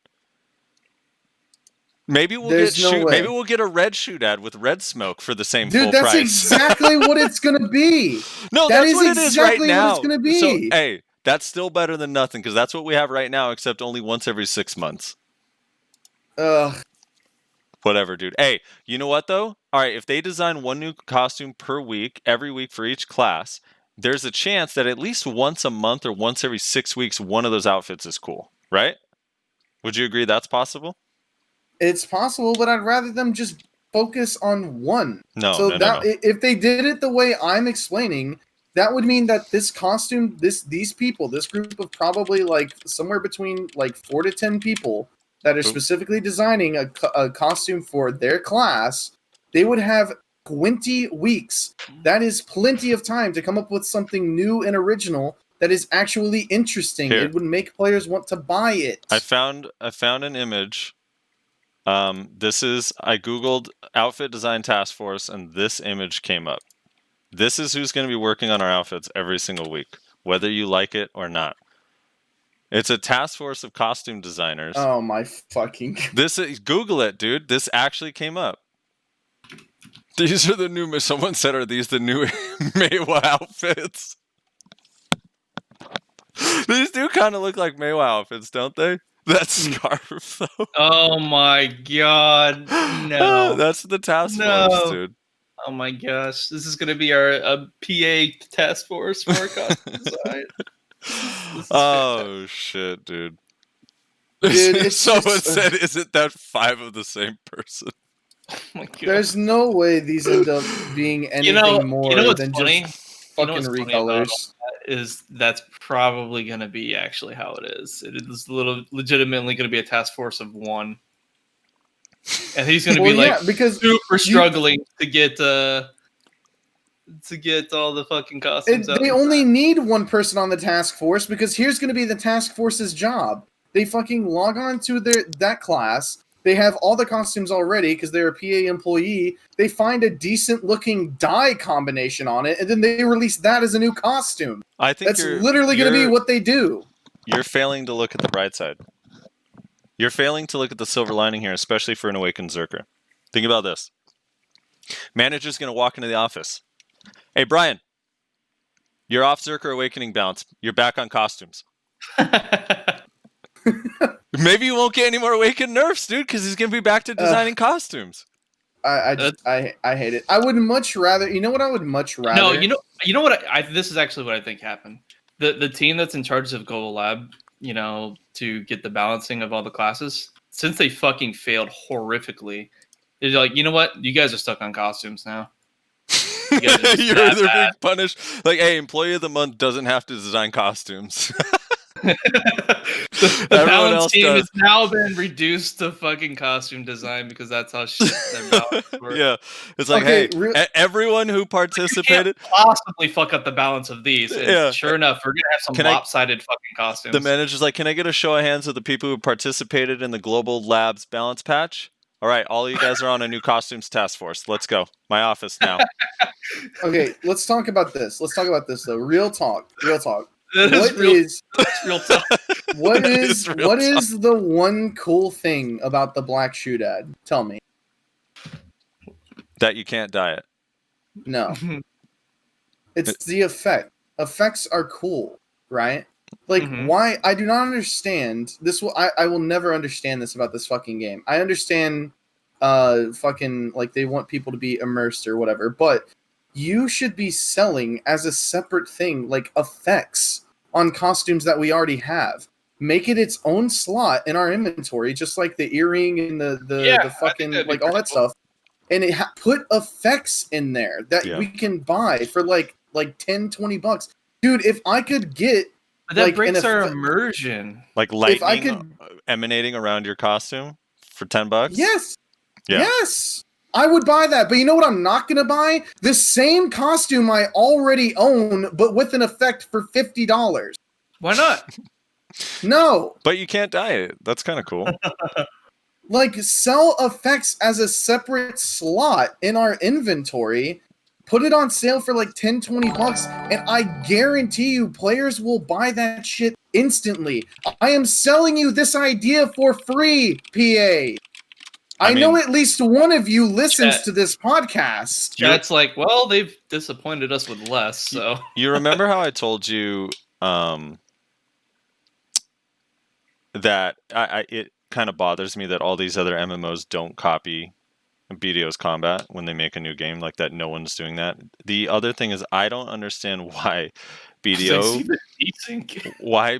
doesn't copy the fucking wings on every other MMO. Where like literally, I swear to God, I could go to Kakao and be like, look, or Pearl Abyss, your revenue will increase by nearly double if you put a set of really cool looking fucking wings, like all sorts of different wings, maybe 10, 12 different designs that every single person could buy and add to their current outfit. They would make so much money. You charge $20, maybe even fucking 30. People would pay 30 for wings, and then they would make so much money that they can lower the cost of reroll groups and leave them in the store. But like, dude, like that's the thing that they're not understanding is like, yes, people want more costumes, but you know why? It's because this game looks fucking amazing, and they want more options. So if you can't put out more costumes, and we know they fucking can't, and this task force isn't gonna fucking help, it's just gonna be fucking recolors, then focus on making more pieces, make effects, have extra pieces that we can use like every other fucking MMO out there. And players will gladly flip out their wallets for shit like that. A couple of good questions and points from the chat. So someone says, no wings because of Pegasus. Can those wings make us fly? Look, ideally, in a perfect world for me, I would love it if we could buy cosmetic wings that also let you not fly, but glide. Just glide down, where you fall down like relatively quickly. But even without that, they only would need to be cosmetic. Well, you could have a basic bitch set that just doesn't look cool. That still makes you glide, that you get for free. But yeah, but even without that, it could just be cosmetic. And then someone also says this. They say, it starts... Devact is not wrong about this. It starts with wings, and soon enough, Shy is in a little police car and can chase Zerkers on pink T-Rexes around. That is true. It'll become Terra, dude, where you're like in a full like costume of a panda bear driving a police car. I mean, and I do agree with that to a degree. Someone else also says is what they'll do is they'll sell you those effects, Rizzler, for those costumes or the wings and whatnot, but they'll only appear if you actually have the subscription method that they add, so in the form of value pack. Or it could be like the bikinis. It only the smoke effect on the back of the shootout outfit only appears if you're sitting in water at the beach. Right. So like I don't know, and like that is true. Like the part about like the tiny shies and police cars, like MMOs always do that, right? Like, I know they take it too far. They start with a tiny bit of like immersion breaking, and then it just becomes insane. And that's why, like, I'm not too keen on, like, adding wings, personally. I don't even really like the Cabilius that much, because it just kind of looks goofy to me. Especially because the wings fucking suck, compared to, like, other MMOs. But, like, effects are something that we already have plenty of. Have you seen the Moose's Awakening outfit? He literally, his arm has an effect on it. It's all, like, on fire and shit. Too. Yeah, and the Maywa as well. That. I wish you could recolor that. Like, effects are already in the game. Like, this is not immersion breaking to have effects on your costume. I do not understand why you are not capitalizing on this. I mean, if you're covered with, like, lightning and fire and stuff like that, that's a little much. The fire on the hands and whatnot, that's pretty cool. But Xbox players say they can't handle it. Xbox players can't turn those effects off, dude. At this point, I'm ready to saw off the Xbox players like I'm ready to saw off California. Here it goes. Always political with this man. I didn't say anything political. I just don't like California. Yeah, you do. Your favorite co-host lives in California. Fuckface. Mm-hmm. Nayashe, you live in California? No, Frosty does, dude. See? Nayashe wants to be involved in this conversation, but he's being grabbed by a Zerker on our show. No, not today, actually. Most other days, yes. Okay. I'm fighting Catbox from Aftershock. Apparently everyone hates California in chat. All right. Moving on. The Costume Design Task Force will solve all of our problems. Even Californians hate California. Let's be real, dude. That's why they moved to Texas. New yep, costume, and then they're turning Texas into fucking California. new costume per class every week. Let's go. Can be the worst fucking thing. All right, Zodiac sign changes. They're looking at making the Zodiac sign mean something more than the Amity game. They're going to potentially, they're mulling over the ideas of occasionally every day the sign of the day changes or something like that, where for that one day you have a 1% drop rate buff, or you get +1 fail stack, or something like that, depending on the day, and it changes every day. So it could be interesting, I guess. That was kind of all the details they gave on that. Horse race changes. They're going to add 4 new breeds of specifically racing horses. I believe they'll all be like tier 8s, right? Or something like that. I think so, yeah. Something like that. And they're going to redesign horse racing, so that way it's they say a little bit more fun, easier to get into, and the rewards are a little bit better. So we'll see how that goes, and then those new racing horses will be part of that. I think that part's kind of cool. It would be cool seeing people with newer designed horses. I feel like they're getting kind of stale at this point. They've kind of been the same forever. Yeah, we should have horses like in every other game ever, where it's like actually a horse and not a NASCAR. Yeah.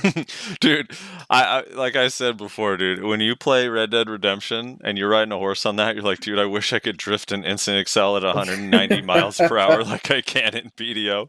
Jump off of a Fucking cliff for real. that's like 140 feet, my horse just takes 10% damage. Instead of breaking its fucking legs and then you have to put it down. Yeah. They announced a new area coming in winter 2020. So actually 2 new areas. We forgot to mention this with the new guy. Hashashin, the new class, is from an area in Valencia that they said they're going to add to the map. I don't know if they're going to add it with the class, but they said it's coming, where it's going to have new types of monsters that are a different challenge than we're used to. So we'll see what that is. Oh, great. So more Ash Forest that nobody goes.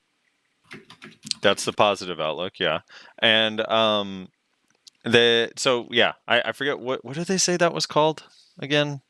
Anyone remember? Demon something? Yeah, Demon something. Demon Zone. It'll be in Valencia. But they announced a new region, a completely new region that they said will be south of Valencia, right? Yeah. I believe south of Valencia. south of Medaya. South of Medaya, but it'll be a region that's up in the sky, they said. So it'll be like super high altitude, and it'll be a snow-based region. So Ooh. that's See, that would be cool. We don't have a snow-based region, I think. Don't have a cool. snow-based Yeah, region. snow region would be sick as fuck. Yeah. That's what Odolita was supposed to be originally, but yeah, they didn't do that.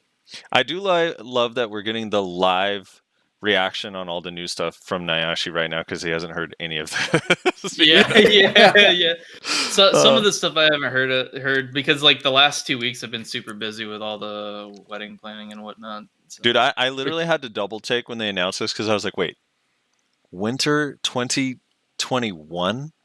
They're announcing a region that they know for sure is not going to be out until winter of next year, so 18 months from now. Cool. And I'm excited. called it. You called it too before you started. Before the Heidel ball started, you were like, "I just hope they announce another region before we get Odolita." Yeah. I need a new region on the map before we get the old region. Oh, and also on that note, another thing that they didn't really commit to, but they just kind of vaguely talked about, was reducing the amount of time it takes to bring content from KR to the other servers. Yeah, not something worth discussing, just something I wanted to point out. They said that we do know it takes a really long time. We're trying to make it not take as long of a time, basically. They also were bragging about how their numbers are up everywhere that Pearl Abyss takes over publishing. And deep down, they hate Cacao and Red Fox. They didn't say that last part, but it was hilarious how they had this whole section where they were like, "We're so grateful that we get to partner with these amazing companies," and they talked like Cacao and like Red Fox or whatever, and then like 5 minutes later, they're like, the player base has massively improved in Yeah. regions where we've kicked out a publisher Yeah. and took over control of ourselves. They're like I mean- concurrent player base increases skyrocketed here, and here, all the places, and they're like, we would love to talk about North American NA, but we don't really get as much money from that because of the shit publisher named Kakao, so fuck them. It was almost like they were like in direct competition with Kakao. It was actually Yeah. hilarious. Yeah, that's a very, very telltale sign that they probably will basically try to give them like impossible metrics to hit, and then say that, well, you guys aren't doing a good job. So I mean, people have been assuming for a couple of years now that the contract has got to be running out soon, right? If it's a standard average contract between the two of them. And also, Frosty brought up a good point that Kakao is the one that is publishing Elion, and that might be because they either know or suspect that their time of publishing BDO is coming to an end. Which, if you don't know what Elion is, it's another KR MMO that's coming out like next year, I think. On the brand new Unreal Yeah. Engine 3. On the brand new Unreal Engine 3. Did you see that meme I posted, by the way, Frosty? Probably not. Maybe. What was How it? dare you? Posted I'm very it? upset. I posted it in I can't get think to it. There's like a paywall or something. a paywall, huh? Hold on, Yeah, let me when scroll you're- up. I was like, wait, this says I need to subscribe to Resler's Patreon to Hold on. see. Copy link. Here, I'll link it in this chat so you can see it. Right there. Okay. Uh-oh. It's a meme about me. Can I post it? Is this inappropriate? Okay, here we go. No. You'll like it. You'll like All it. right. Frosty, this is me. Me, little stick figure me. This is my game. Bluehole. Elion. There's Elion down there drinking. Game dev. Frosty. I look a little skeptical. Game dev guy is sweating. And then I'm looking at the game dev guy, and then the Elion guy says, "His bubble UE3 is still relevant engine for a game in 2020," and he's just a drunk. Oh my god. Reslar misses having his day job. So This is my day job.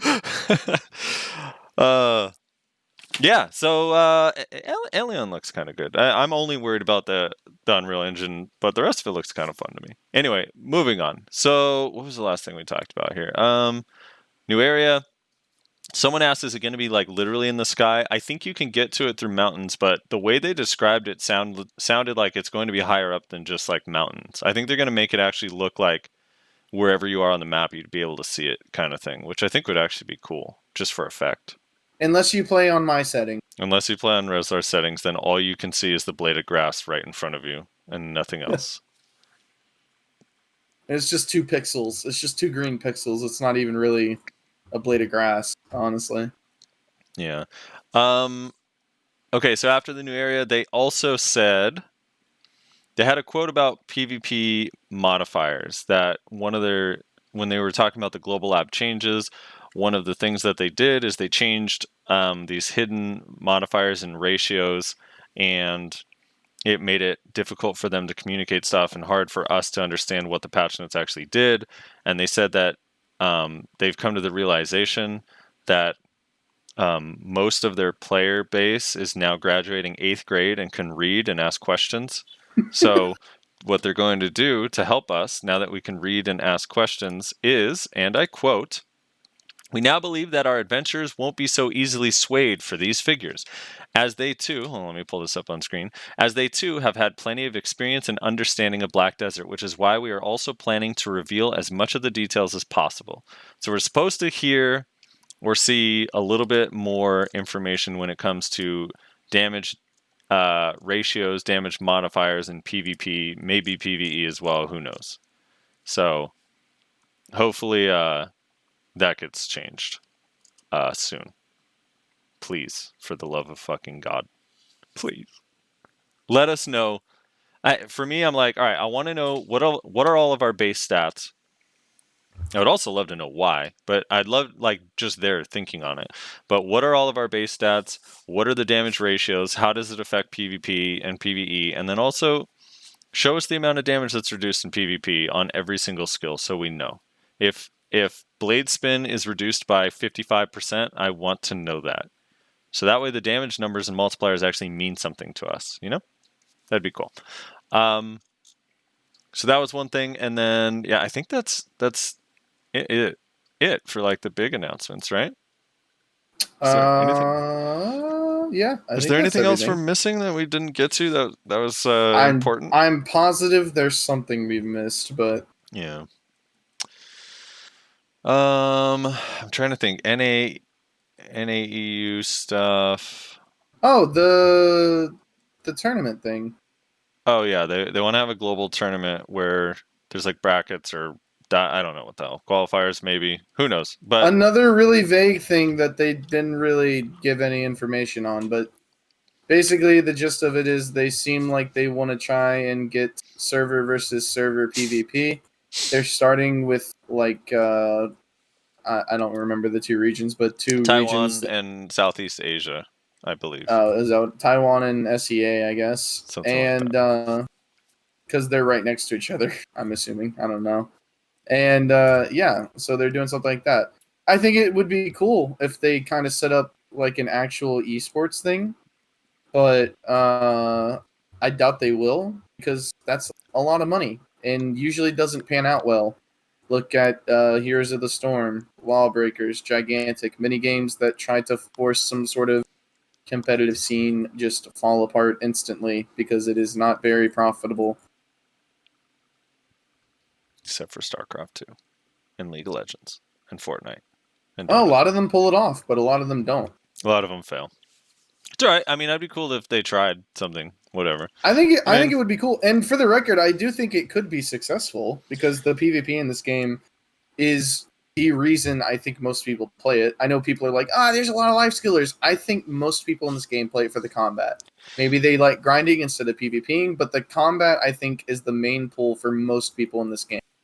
And I think a very good chunk of those people are interested in PvP. All right. So I think it would be. I think people, if they ran an actual PA sponsored PvP regular tournament where it was basically ran essentially like an esport, I think people would watch that. I think it would be very interesting to watch. Like, what if the number one, 1v1 player from KR fought the number one 1v1 player from fucking NA? It would be awesome. I mean, I think a cool tournament idea would be like every region has like a qualifier, and like the top 3 players maybe from each region get flown out, or the top 2 or whatever, and then they're all in a bracket like together with every country at an actual LAN. That would be awesome as fuck, actually. Yeah, that would be really fucking cool. Yeah, that's not like how esports are done. Yeah, that's what I mean. Like that would be interesting. Provided or so long as the precision crystals are not in the main hand weapon on trial characters, the tournament is useless to me and means nothing. Did Nayashe die on us? Nayashe, you there? No, I'm sorry, I had me. But yeah, no, that the fucking precisions. Yep. The tournament idea is nice, but they do half measures on it. Like they don't really. They don't full commit to it. Like if you're gonna do it, just fucking go all the way with it, because you don't know how big of a market there is for it unless you just give it a full try. And they haven't really done that. Cacao's been the only one that's really done it, for at least versus NA versus EU, right? Mm-hmm. That was a Cacao based one, and that actually had a lot of hype behind it. And there's quite a bit of viewership behind it. Even I don't know what kind of. Wasn't it the EU guys couldn't come or whatever? So it's just like there was one player on the EU guys team that had an issue with their passport or something like that. It was literally the fucking strongest guy on their team too. That's the thing. It was that one dude. Oh my god, what was his name? That fucking Zerker. I don't know. Their team was fucking weird. In the end, they ended up having like a Dark Knight on their team. They had to pull a filler in. I don't know. It was odd. So yeah, it was kind of scuffed. Like that would be cool. I don't know. Yeah. Yeah, I mean it would be cool. I mean, like Yellow recently fought one of the ninja streamers on KR in the Global Labs just for fun, and Obviously, Global Labs is a very piss poor example of how the server stability should be. Yeah, And it's like weird latency. it was right? pretty 'Cause it's, like, one-sided. kind of based in EU, so it's like laggy for everybody or something like that. Yeah, but it's worse, I think, for KR than it is for NA. So check this out. I also think on trial characters, just so like if they're gonna have trial turn one, like number one priority, we got to get precision crystals in the main hand back. Like that is like key. Or just remove resist from the game, please. Or give precision crystals back. Whatever. Either one. Something, please. Two, I think because all the trial characters look the same. If you have a trial character and you own a costume for that character and it's in your inventory and open, like not sellable in the marketplace, you should have access to that costume on your trial character so you can like customize your look. Because I feel like that personalization is a little bit of like kind of important in tournaments, like how people look and whatever. I think is kind of cool. So hopefully they can change that too. And a one-click learn all skills button when making a trial character would be nice. Oh my god. All right. I think that's it. I think we gotta move on to the comments. I don't think we have anything really else. Is there anything else you guys want to talk about? No, I don't think so. Particularly.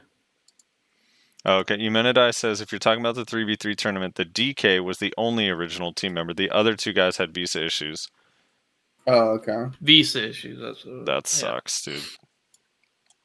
Yeah, I knew the team was weird too. I was like, because I watched the whole EU side of the bracket, and I was like, oh, dude, this is going to be so good. I actually think EU is going to win this. And then when I was watching the actual TwitchCon finals, I was like, what team is this? This team is not the team that won. What the hell? This is weird. But, like, you can't tell me people wouldn't be interested in it. Because, like, how successful... I mean, I know that there's a lot of drama surrounding it, but the BSL was, like, very popular whenever it was, like, running. Yeah. The only reason it didn't stop running because it wasn't popular. It stopped running because people were actually turbo griefing Dr. Positive for no fucking reason. And, like, also think back to, like, before the servers merged. Whenever, I think it was Blade hosted the tri-server tournament. Like, people love fighting people from, like, other, like, the in this case it would be regions, but, like, at that point it was the servers. Because there's, like, a sense of, like, team, a sense of, I mean, usually I use this word in a bad way, but in this case, it's a good way, like, tribalism. Like, yeah, I'm rooting for NA, because I'm from NA, I want NA to win, so I hope it beats the KR guy, or the Japanese guy, or the South American guy. Like, that's why esports work. That's why worlds are always so popular, is because, like, even people that casually watch esports will oftentimes turn into, like, the soccer, like the World Cup, or they'll turn into the soccer moms. The soccer moms, no, like the World Cup, or people will tune into like the fucking what's it called? What's Dota's called? Fuck, I don't remember what it's called. They're like Worlds equivalent. In League of Legends, it's just called Worlds. Like, those things are always so popular. WCS and StarCraft 2 when they play at BlizzCon. People watch that shit, even people that don't play the game. International. The International. Yeah. The International. Yeah, that's what it's called in Dota 2. Like, people, like, even casual players love watching that shit because, like, it's not like they really need to pay attention to the team. They're like, yeah, I'm rooting for the team and they're for my vicariously region. living through them. That's why.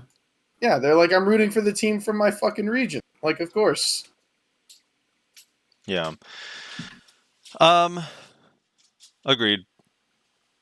People will be into it. Also, if it gets attention, it might bring in new players. People are like, wait, I didn't know there was a fighting game aspect to it.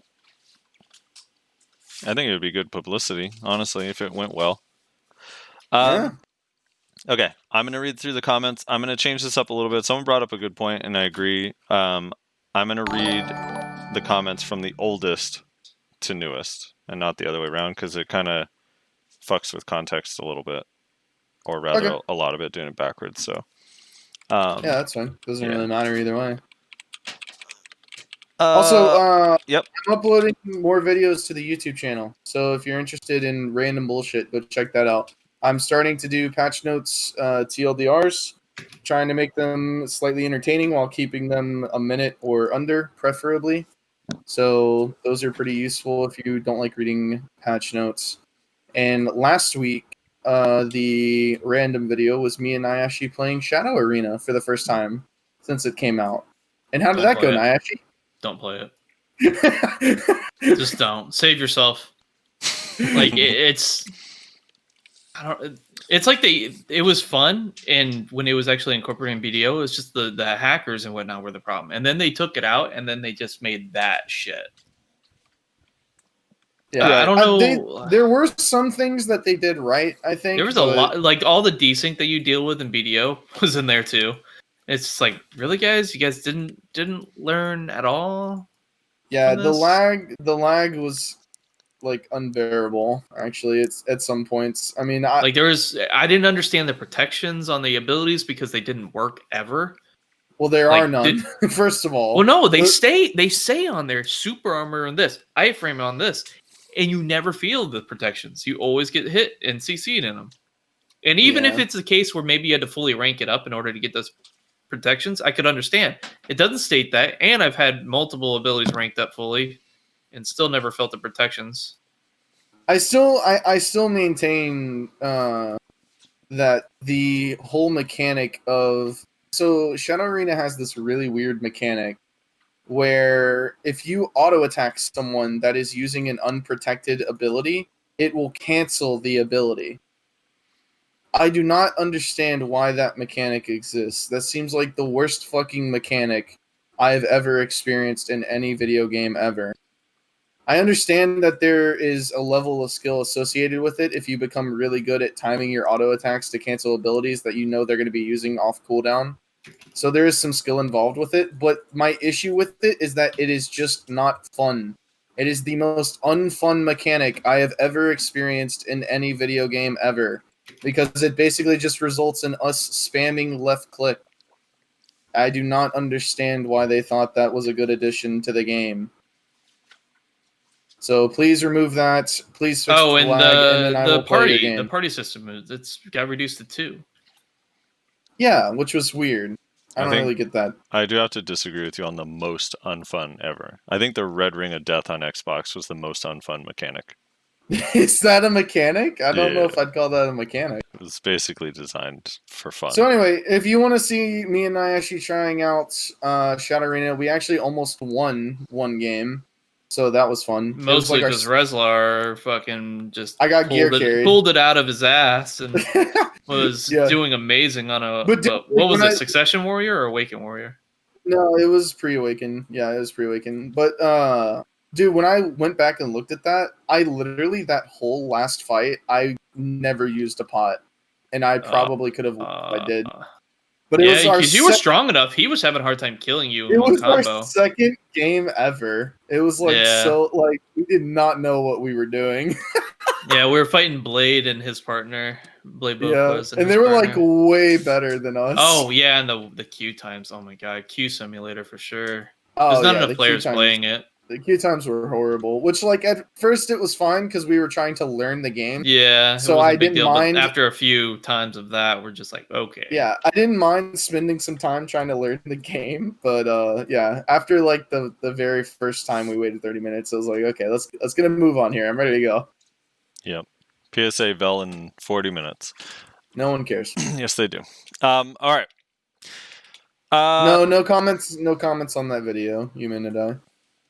Yeah, we got 60 comments on this, so we'll be a little busy here. All right, here we go. Comment number 1 from Whitney. He was the first one. He says, loved it. Jules said, heart. Fired Up Wing says, pot piece drama was the most entertaining thing this entire week. The fake quotes channel the GMs Jules made on said Discord. Heart? Yeah, is this from the drama part? The how he took the podcast or something? I don't think that's the Jules. Yeah, I don't think it's him, because doesn't he have a YouTube channel? And I think he does. I think he does have his own YouTube channel. That is actually D Jules.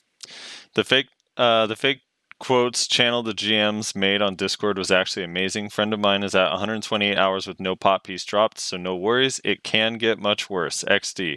Also, are you aware that the event going for the pot piece in other spots than the normal ones is currently not working and will be resumed after this patch, just in case you were grinding the wrong spots? And and then he linked GM Dew's comment on the piloting thing that we opened up last week. Its Pride says, "Wait, I'm confused. Only 2 hours and 48 minutes of content. Are the other 2 hours locked behind a paywall? Wow." Edit. You're welcome for setting you up to talk about Patreon, Reslar. I got you. There you go, Res. Window open. Wait, what's gated by a paywall? Wait, are we just doing a Patreon plug in the middle of the comments? He says that's what this comment That's what he is wants. for. Is that what the commenter wants? Well, if that's what the commenter insists, then I will go ahead.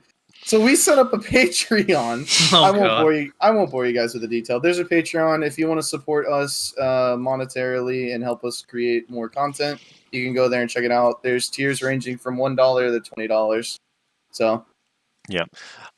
Or if you just want to get this cool shirt that Rezlar's making, yeah, right, Rez? Yeah. cool shirt. Yeah, dude. I'm a shirt maker. We're making a value pack shirt. He's creating a pod of the Value Pack Podcast Costume Task Force. It's gonna be Please, sick. Where we make coats please. and hats. The value pack is getting its own task force for costume creation in real life. Max Punch says the only person the EU siege scene follows is Lord Schlery. I don't know who that is. Schlery.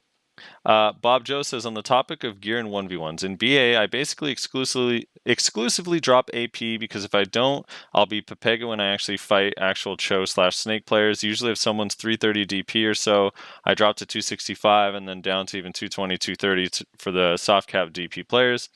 I found that on Suck Sork, and then parentheses, obviously high damage, but many classes are too. Especially in 1v1, there's so much more damage that can be done in a combo, and less experienced players just do their add-ons and fillers. Well, that's very kind of you, Bob Joe. The people that are beating you because of that appreciate it.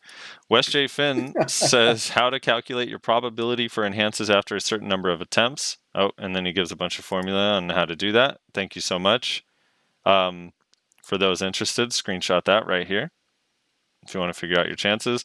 Alexander LaFortune says, if you need to hop on your own horse instead of two-seaters, use mouse movement toward the location of your horse and it will force select your own horse. I'll have to try that. I don't know exactly how he means, but I'll fuck with mouse movement and see. It generally is the solution to everything, isn't it? Fuck with Pretty mouse much. movement, and you will be just woke. You'll be woke. We decided not to remove mouse movement from the game because it's the only way to get on your own horse. Share My Feed says, would you guys nerf Awaken long grab range and or the cooldown? If so, would you also have buffs for other catches? For example, reducing Salpuri Purge cooldown by half, currently 24 seconds, making Cymbidium a quicker CC, and allowing you to turn our Sacred Dance without mouse movement. I'm on console, so this one is particularly annoying to me because we don't have the mouse movement and make it cancelable. Keep in mind the grab isn't protected and is on a 12-second cooldown. I mean, in our hypothetical land where all grabs get increased cooldown, I would rather increase the cooldown because the long grab range is unique, but I still have a little bit of a problem with the width of the grab, not so much the range. I think that one of the challenges of grabbing people when you are a grab class is getting to a point where they're lined up directly with your character and you press E to grab them. Like they have to be like lined up. And with it being a wide range kind of removes that challenge. So for me personally, I'm not a fan of that part of it. I would narrow it a little bit. But yeah, I'd increase the cooldown on it with everything else, with all the other cooldowns. As for buffs on other catches, Salpuri Purge getting reduced by half is absurd. Like that actually absurd. That skill is no. Maybe reduce it to the Succession version, 18 seconds, but I don't know about reducing it to 12. And Sacred Dance without mouse movement, I'm always for, if the camera can move it, it should move it, honestly. For skills like Sacred Dance, yeah, I don't think you should have to mouse move Sacred Dance. It feels clunky and stupid. Your guys' thoughts? Do you have any thoughts on any of that? Yeah, I pretty much agree with you. I don't really like the width. The range doesn't necessarily bother me, especially since it's not like I'm being grabbed very often from like 10 meters out. Like they're usually still fairly close. Mm-hmm. I don't know. It's literally just the width that annoys the shit out of me personally. Yeah.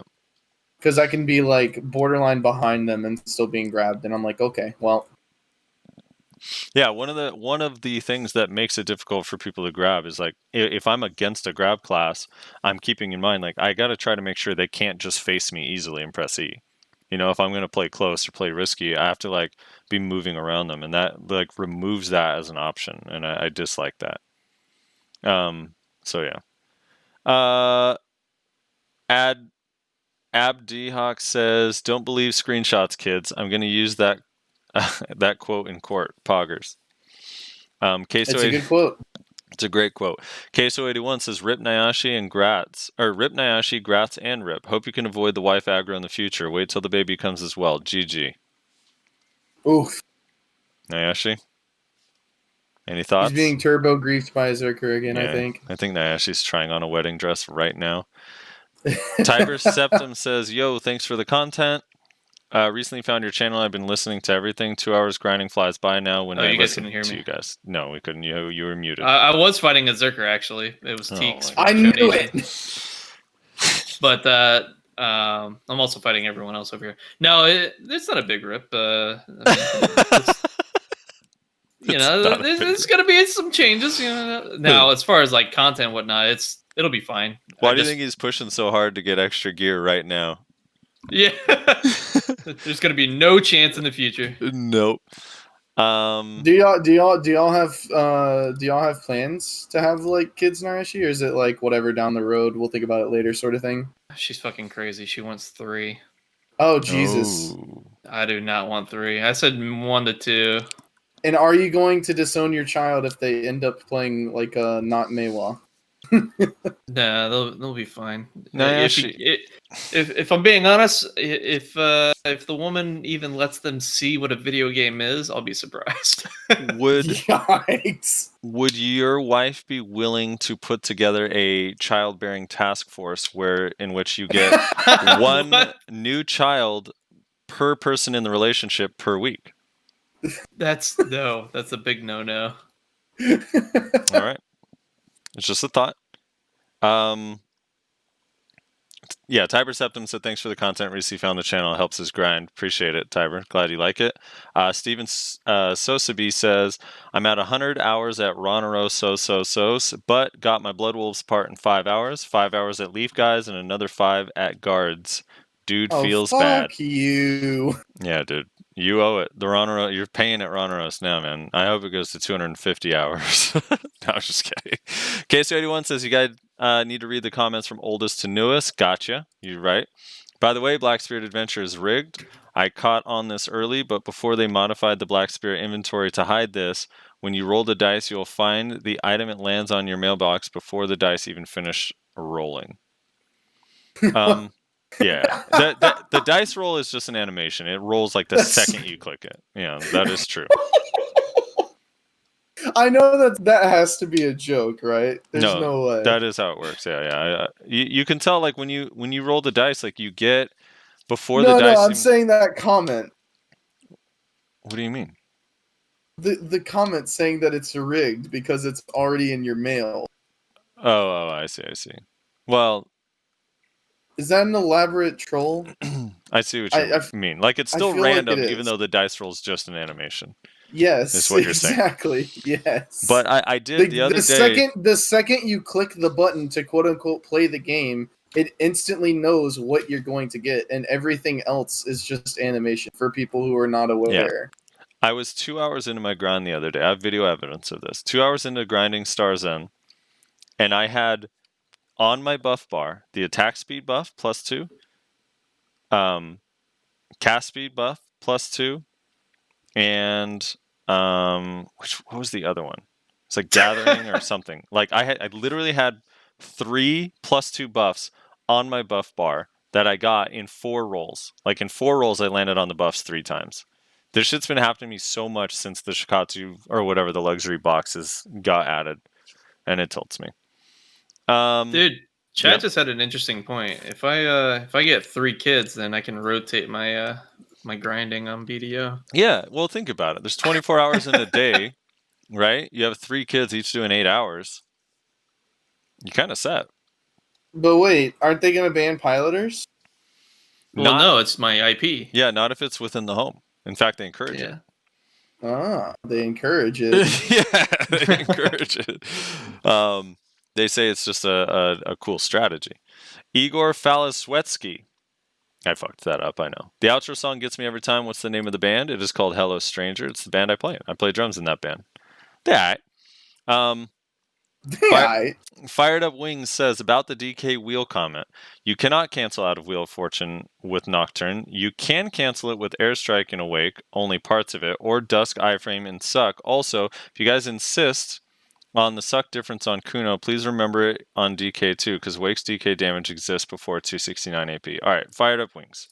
First of all, when we were talking about DK in both the last 2 weeks on the comments, it was in reference to Succession DK because Awaken DK no longer exists. All right. Yeah. I'm talking about Succession DK, and also I think originally I don't know if you specified Awakening, so I didn't know you were talking. I just assumed you all play Succession.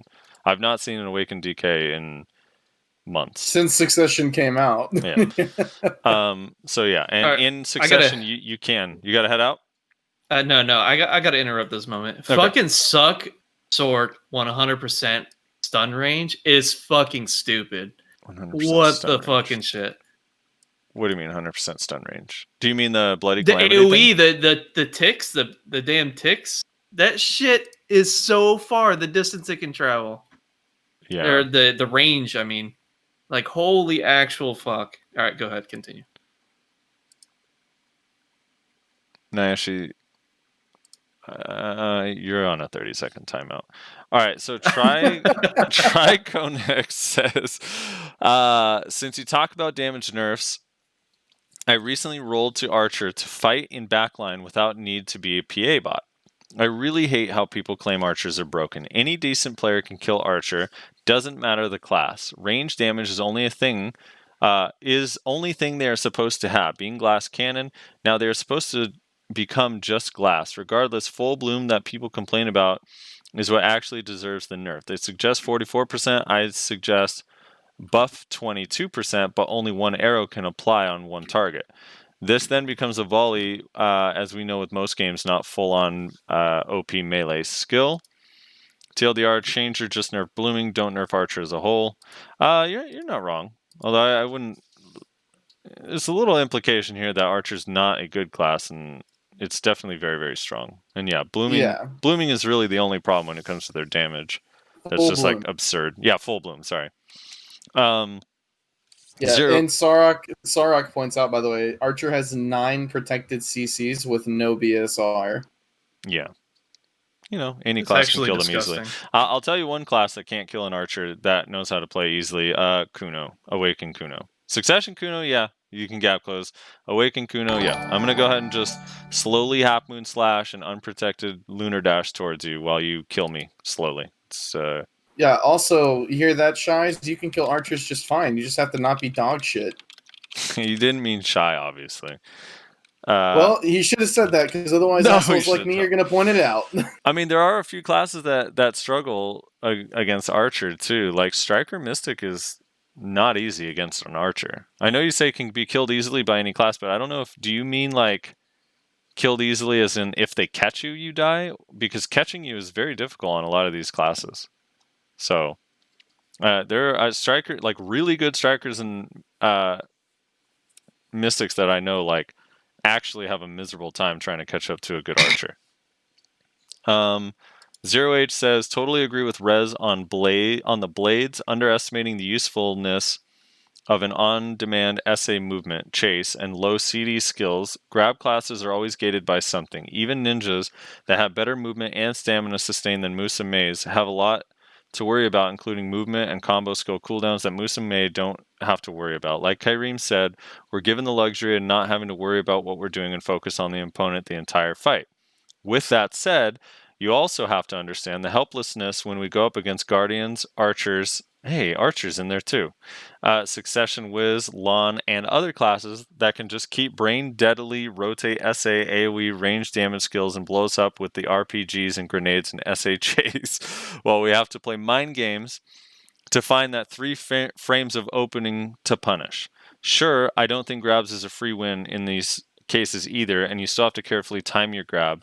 But you have so much more options than 3 frames of openings, with FG's SA being openings. I'm not saying we need a grab, but give us something to deal with these classes, more iframes or higher protected damage. Makes no sense to me that all these range classes do twice the damage melee classes can, and we can't avoid any of it.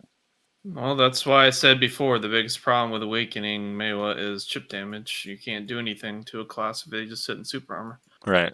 We don't need a grab. This is the type of thinking that I like. Like, this is what I agree with. Like, the problem isn't, like, all right, I almost feel like part of the frustration with grabs is, okay, so one, when you get caught by a grab, it's awful, right? Like, you don't like it. But the other thing is, when you're up against a class like Guardian, you feel like you can't do anything. And that is a separate issue than grabs. Like, that's a separate issue that needs to be resolved. That's because of their protections. Right. That's a separate issue. And their damage output with their protections. That needs to be resolved on its own, like, completely isolated from grabs. You know what I mean? Oops. I mean, I also, like... Plus, in reference to that, it's like... I mean, yeah, ninjas, as their example was... ninjas do have to watch cooldowns and things and whatnot, but I mean, they think I'm not watching cooldowns either. Like, I have to watch when my chase iframe is up, and I can't even really utilize it when I need to a lot of the times because. Oh shit! Zethian's constantly... raiding. Thanks, Zethian. Oh, nice. Appreciate it, man. Zethian with the big raid. But yeah, I mean, like, it's. To suggest that we're not watching cooldowns either, we're also watching your cooldowns because of the limitations we have, like what they mentioned on the openings for us to exploit, because we don't have a skill that literally ignores all protections besides iframe. So we have to pay attention to not only some of our abilities, maybe not on the scale as, say, Ninja, as the example was, but we also have to pay attention to your abilities. Right. We have to know what you're doing. And I know other classes have to do that too. I'm not suggesting that's not the case. It's just like for people to just say, oh, you're just the right click class, you don't have to fucking do anything, you're like OP, blah blah blah. Like, that kind of thinking is just fucking ignorant. And it's also ignorant for me to suggest, like, oh, you just grab and you just win and that's it. Like, I don't really just say that. I might joke around and say that, but I don't really honestly feel that way. My motivation for it has always stemmed from when people say, like, because you have a grab, you don't have to learn what your opponent is doing or what their class does. And it's like, no. But while I do agree grab cooldown should be increased, and something should be done where, like, Mooses and Mewa should be able to fight against a Guardian and figure that matchup out. But I don't. That's more on the Guardian end, right? But that's more on end. Yeah, on that stuff, I mean, like, I actually did a fight with someone recently who's really, really skilled Guardian. Most Guardians I don't really have much trouble with, but we did the fight. It was Suck Mewa versus Waking Guardian, and they just rotated their super armors, like, properly, like they should. Most Guardians, surprisingly, don't. So yeah, and I say surprisingly very sarcastically, but whenever a Guardian uses that slow running skill where they grab both their axe with both hands and they do it aggressively at a Ninja or Kuno, just know you're getting block jumped and it's over. Yeah. Well, it's like I can use 4 blind thrusts on their back, and that's a catch for us too. Especially in Awakening when they do that they pick up their shit and they start charging at you. Most Guardians actually do that for some reason, and it's just like, okay, that's a free catch. So I haven't been doing RBF for a while, and I recently started doing it again because I got my gear back. And for some reason, all of the RBF Guardians just think they can, like, forward F into the enemy ball. I guess they're just not used to, like, me being there, because I'm just gonna grab you, and you're dead. And that's literally what I did. I did like 5 RBFs in a row, and it was the same, like, 3 Guardians on the enemy team that they would either, like, have all their cooldowns up, their E-buff up, or I guess, like, their 100% or something, and they would just like sprint into the ball, and I just see them running into me. I just grab them. I'm like, what are you doing? I wish they would change the animation on that, on their forward F, to be like, where they put their axe up and then like a Flintstone car just appears around them and they're like thrusting it forward with their feet in the dirt. All right, so Spirit of Sun says, new to BDO, been watching for a while, want to give my opinions from a new player perspective. As a new player, piloting seems tempting because barrier to entry to the game is rough in general. Now there is an event for gear so easy to start. For me personally, the idea of someone else logging into my Steam is a big yikes, though. Also, I don't think gear plays a factor, but I do think gear plays a factor, but isn't the end-all be-all. I have low AP, like 250, but like now that I can attempt to compete with other players, I don't feel so trash about the game's PvP. It really does come down to how well you know the matchups. As someone that is learning Sorc, which is probably the worst first class to choose, I can confidently say that all my fights that I've lost in open world have been due to me just going in for unprotected damage like a monkey or getting caught because I didn't know what the class could do. Grabs are annoying, but for me it's annoying because as a Sorc, I know that I should never be caught by one, but I do dislike the glitchiness of them. I've been caught in Shadow Leap more than once, and it takes some other players telling me about desync for me to realize that Shadow Leap isn't supposed to be a skill they can catch me in. But that's a desync issue, not necessarily grabs. Yeah, that's not what he anything says. on. Yeah, Sorc is hard to learn for first class for sure. It's hard to like dive in on a Sorc, but don't worry, eventually you'll never get grabbed again. It's only a matter of time. Yeah, just, you know, maybe after week 2, you're good to go. I do find it funny how like so many people, not necessarily a lot of our comments, but I know a lot of people feel like grabs are such an instant win and all you do is press E and you just win the fight. And you would think that would result in grab classes being like extremely powerful and like dominating over non-grab classes. And yet consistently one of the strongest classes in the game right now and basically forever is Sorc, which does not have a grab. Yeah. Well, kind of, all right. Well, you want to know okay. why? Because they have a mechanic that literally lets them avoid grabs at almost every instance. You have an iframe? You're the best iframe in the game, Maywa. Shut up, Maywa. Don't speak out of turn, Maywa. You have an iframe. All right. All right. I'm going on mute now. Just R&B. He's gonna scream into his pillow right now. Yeah, I mean, obviously, man. yeah, that's a part of it. Is Sorc is so like fucking invincible, right? And in this state of the game where everyone has so much gear, like back in the day, iframes, yeah, they were still very good, but they weren't so much better over like super armors or frontal guards.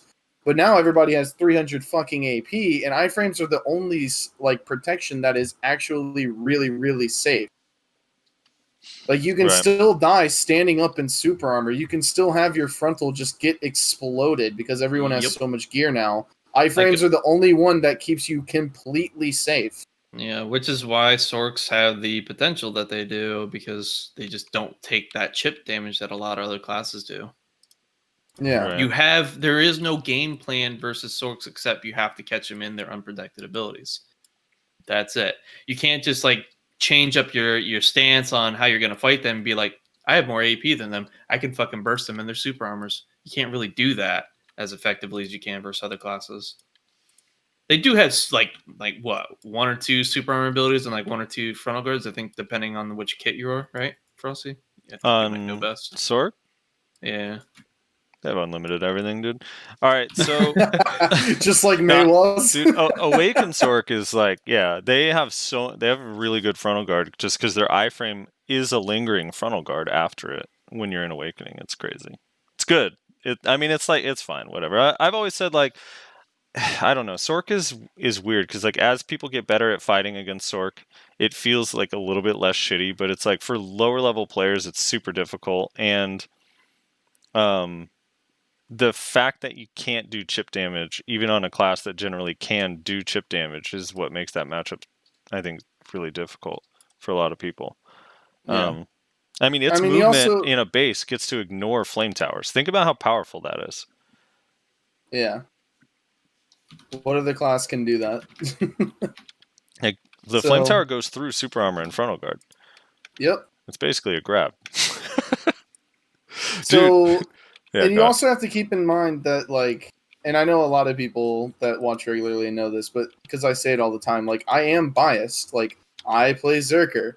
I am strictly hard countered by Sork. There is not much that I can do about that class. So just keep that in mind as well, that everything I say in regards to Sork, I have my biases, and if I played, like, fucking Ninja or something, I'd probably have a different opinion.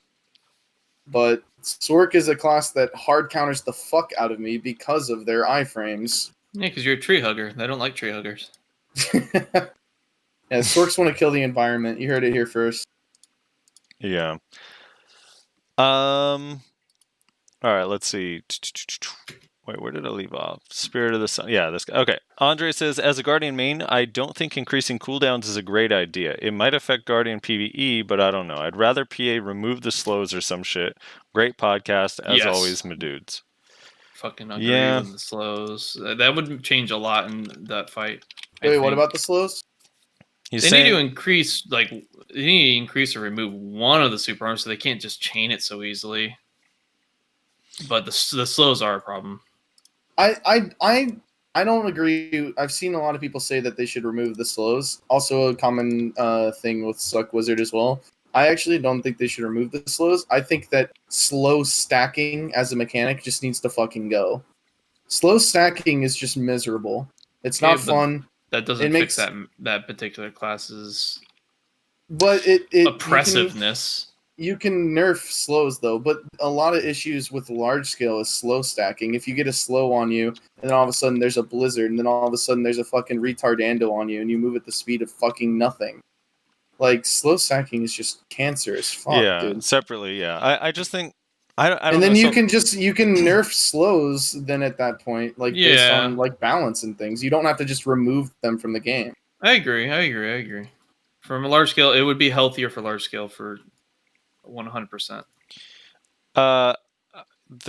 So last week when we talked about it, I was saying, like, I still am, like, I'm not 100% into, like, nerfing Guardian yet, because I don't like the idea of jumping on a nerf super early when maybe things will change or feel different later on, especially with all these balance changes that are coming. But I just think I would rather cooldowns be increased than an ability to be removed entirely. That's my only thing. Like, for example, if you're a Mystic main, I think any Mystic that plays Awakening Mystic and has played it forever would gladly have taken Twisted Collision being moved to a 14-second cooldown or a 12-second cooldown, but keep the frontal guard instead of the frontal guard being removed, and now the skill just sucks. You know what I mean? So Yeah. that's kind of my point on that. I mean, Guardian's cooldowns are super low. I don't think it would affect PvE that much if you had, like, 2 or 3 second increase in cooldown on some of the abilities, if that's what was going to help balance, like, long term. So I don't know. But I am weary. Like, I don't want to just nerf their damage. The slows are super obnoxious. I don't love slows to begin with, but I don't know. I don't know what to do with them. Maybe just don't have it on every single skill. Maybe have it on a couple. A couple of them, yeah, but not every single skill. I don't mind the axe throw being, like, as crazy as it is because it's unprotected and it's kind of, easy to catch if you're paying attention. I still think that the best nerf to a Guardian, honestly, would just be some small cooldown changes. Yeah. Honestly. Agreed. Ambitious Panda says, Frosty, I hope that comment about Australians having good internet was a fucking joke. It probably was. I actually don't remember it. Do you guys have shitty internet out there? That's really sad. I'm sorry to hear that. Well, I think, I don't know about the quality of the internet, but I know that, like, playing on NA servers, there is just a certain amount of lag that you just kind of have to always be dealing with. Yeah, especially NA.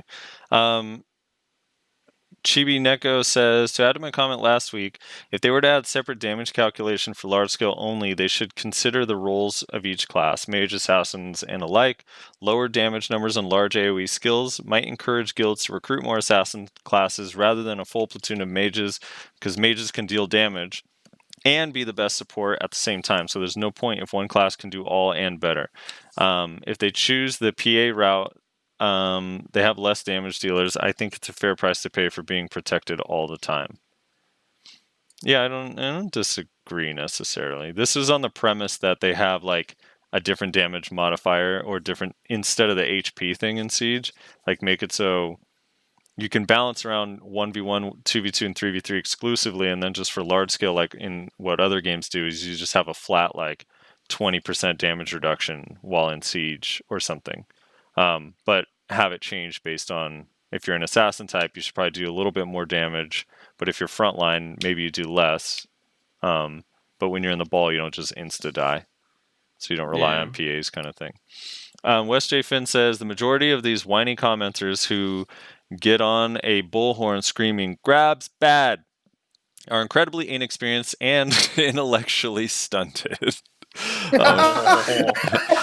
Jesus. No. I'd be willing to bet 90% of their PvP experience is at Polyforest GVGs. They refuse to spend an hour fighting someone to learn the matchup.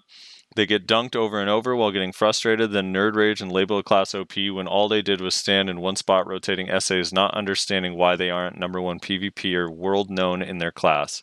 Fucking mouth breathers. Damn, harsh. Oof.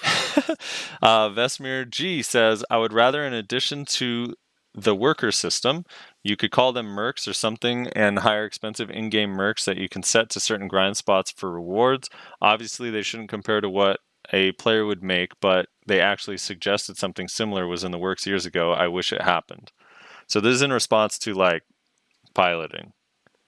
Maybe. Yeah, when we were talking about piloting and we said maybe an option would be to allow some sort of in-game AFK grinding, which apparently is in BDO Mobile. It's not in BDO Mobile. It is BDO Mobile. Where essentially your character doesn't actually go to the spot, so it's not taking up like a spot or anything, and you're also not making the same amount of money as if you were actually grinding, but you are still making some amounts of AFK money. So, yeah. I mean, nowadays it's not too hard to make money. I took like 2 weeks, more or less 2 weeks off because of all the wedding stuff, and still made $2 bill just by doing turn-ins for Imperials. No, you're right. We all could just get a Garmoth's Heart every single week for a couple weeks. Hell yeah. I'm about ready to get a Vels right now. Tamahomie says, great content as always, guys, but regarding about the pilots, you can freely farm Stars End at the moment since our hometown is on quarantine and most of the companies you see on these websites are forced closed. I mean, those companies are just 2 to 3 blocks away from my home. Lamau, XD from PH with love. I love how you say Lamau. It's funny. Every time I'm expecting you to say laugh my ass off, you say Lamau. Almost like a... You're engaged, and I actually stopped making a pass at me. Vesemir G says... Vesemir G says, I play a grab class, and against most classes, I find landing a CC easier than a grab. Slows shouldn't be a thing at all. Horrible mechanic for a game that so heavily relies on muscle memory. I don't think they should not be a thing at all. I mean, there's definitely an aspect fine. That's how you create openings. Yeah, there's an aspect of like skill involved. If you run into like Dragon's Pit because you were being too aggressive or whatever, and now you have to adjust how you play because of the slow, I don't mind. But it does seem like they're adding so many slows to the game that you're like slowed way more often than I think people would like. The Assassin said, Frosty, I got X900G bars on my second try. I want Moose to be brought as well as other classes that are falling behind Guardian Warrior. Also, when talking about Moose PvE buffs, I was referring to Musa Awakening. Dude, the gold bar thing is like... It's messing with my heartstrings, man. Like, I was down like 40 mil, and then I was up like 70 mil and started feeling pretty good about it, and now I'm down like 25 or 30 mil again. I hate that shit. Because of Gambler's Fallacy, I have to keep going until I'm in the positive. I'm just stalling them. I'm not even bothering. R9S says, Kuno is so overpowered that I see 2 a day versus 2,000 Shies, 700 Sorks, 3,000 Guardians, 500 Mooses, 6 million Ninjas. Where are my Kuno sisters at? You know, people just don't want free wins, R9S. That's why they're not playing it. Some people want to work for their wins. Kenichi Sai says, when Frosty talked about having castle buff and was grinding an Arsha and didn't get anything, I was hoping he would say, where are my trillion? So no. Fucking hell. Triconic says, my problem with Guardian is that it is so slow yet brings you to her level. She is made to work on that speed level. Other classes are not. Ash McLeod says, I'm loving the new Shy music playing. I sneak up on people grinding in Stars Enter Polys and start playing the Michael Myers theme song, or I go to a boss fight and play Final Fantasy, Pokemon, and Golden Sun battle music. Keep an eye out for a paladin-looking mercenary. That is funny. Mercenary. He spelled it like Guardian with isn't shy in even the that name. slow. Do you guys actually feel that Guardian's really slow now? Do you feel like it's actually slow class?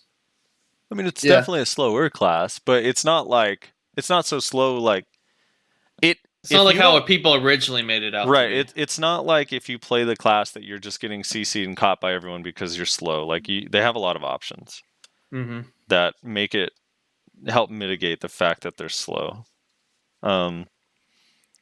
Yeah, like slowing you down to their level. Yeah. Dark Shadow says, I skipped most of book 2 of the journal just for the AP and DP. Saves a lot of time in silver. You can do the second book pages in any order. Yeah, I just turned them all in. Did you guys finish your books? No, Nope, not it's yet. in I your finished journals? book 1. I'm still collecting the buffs, but since I haven't been on like basically the last few weeks, I've been saving it up so that I can use it to grind for the fucking pieces. Gotta get my pop, man. I finished the whole thing and I'm just like collecting the rewards because you can get the drop buff whenever, like from the book. Like it's only when you actually accept the but reward, you can't move on to book 2 until you complete book 1. Right. I just said fuck it. Which book I have one's to only collect in order to 10%, right? complete it. Eh, No, fuck it's 10% but it's 2 5-hour buffs that I have to collect. I'm not gonna give them 10 hours. I just skipped all that, dude, because all of the buffs on the second book are 24 hours, and there's 5 of them. Yeah, I agree, but like I've already spent like probably 40 to 50 hours at Blood Wolves. I might as well get as maximum output as I can. Yeah. BDO Pearl Tracker says, sorry for not being clear. I am strongly against piloting. I feel it will completely wreck the game.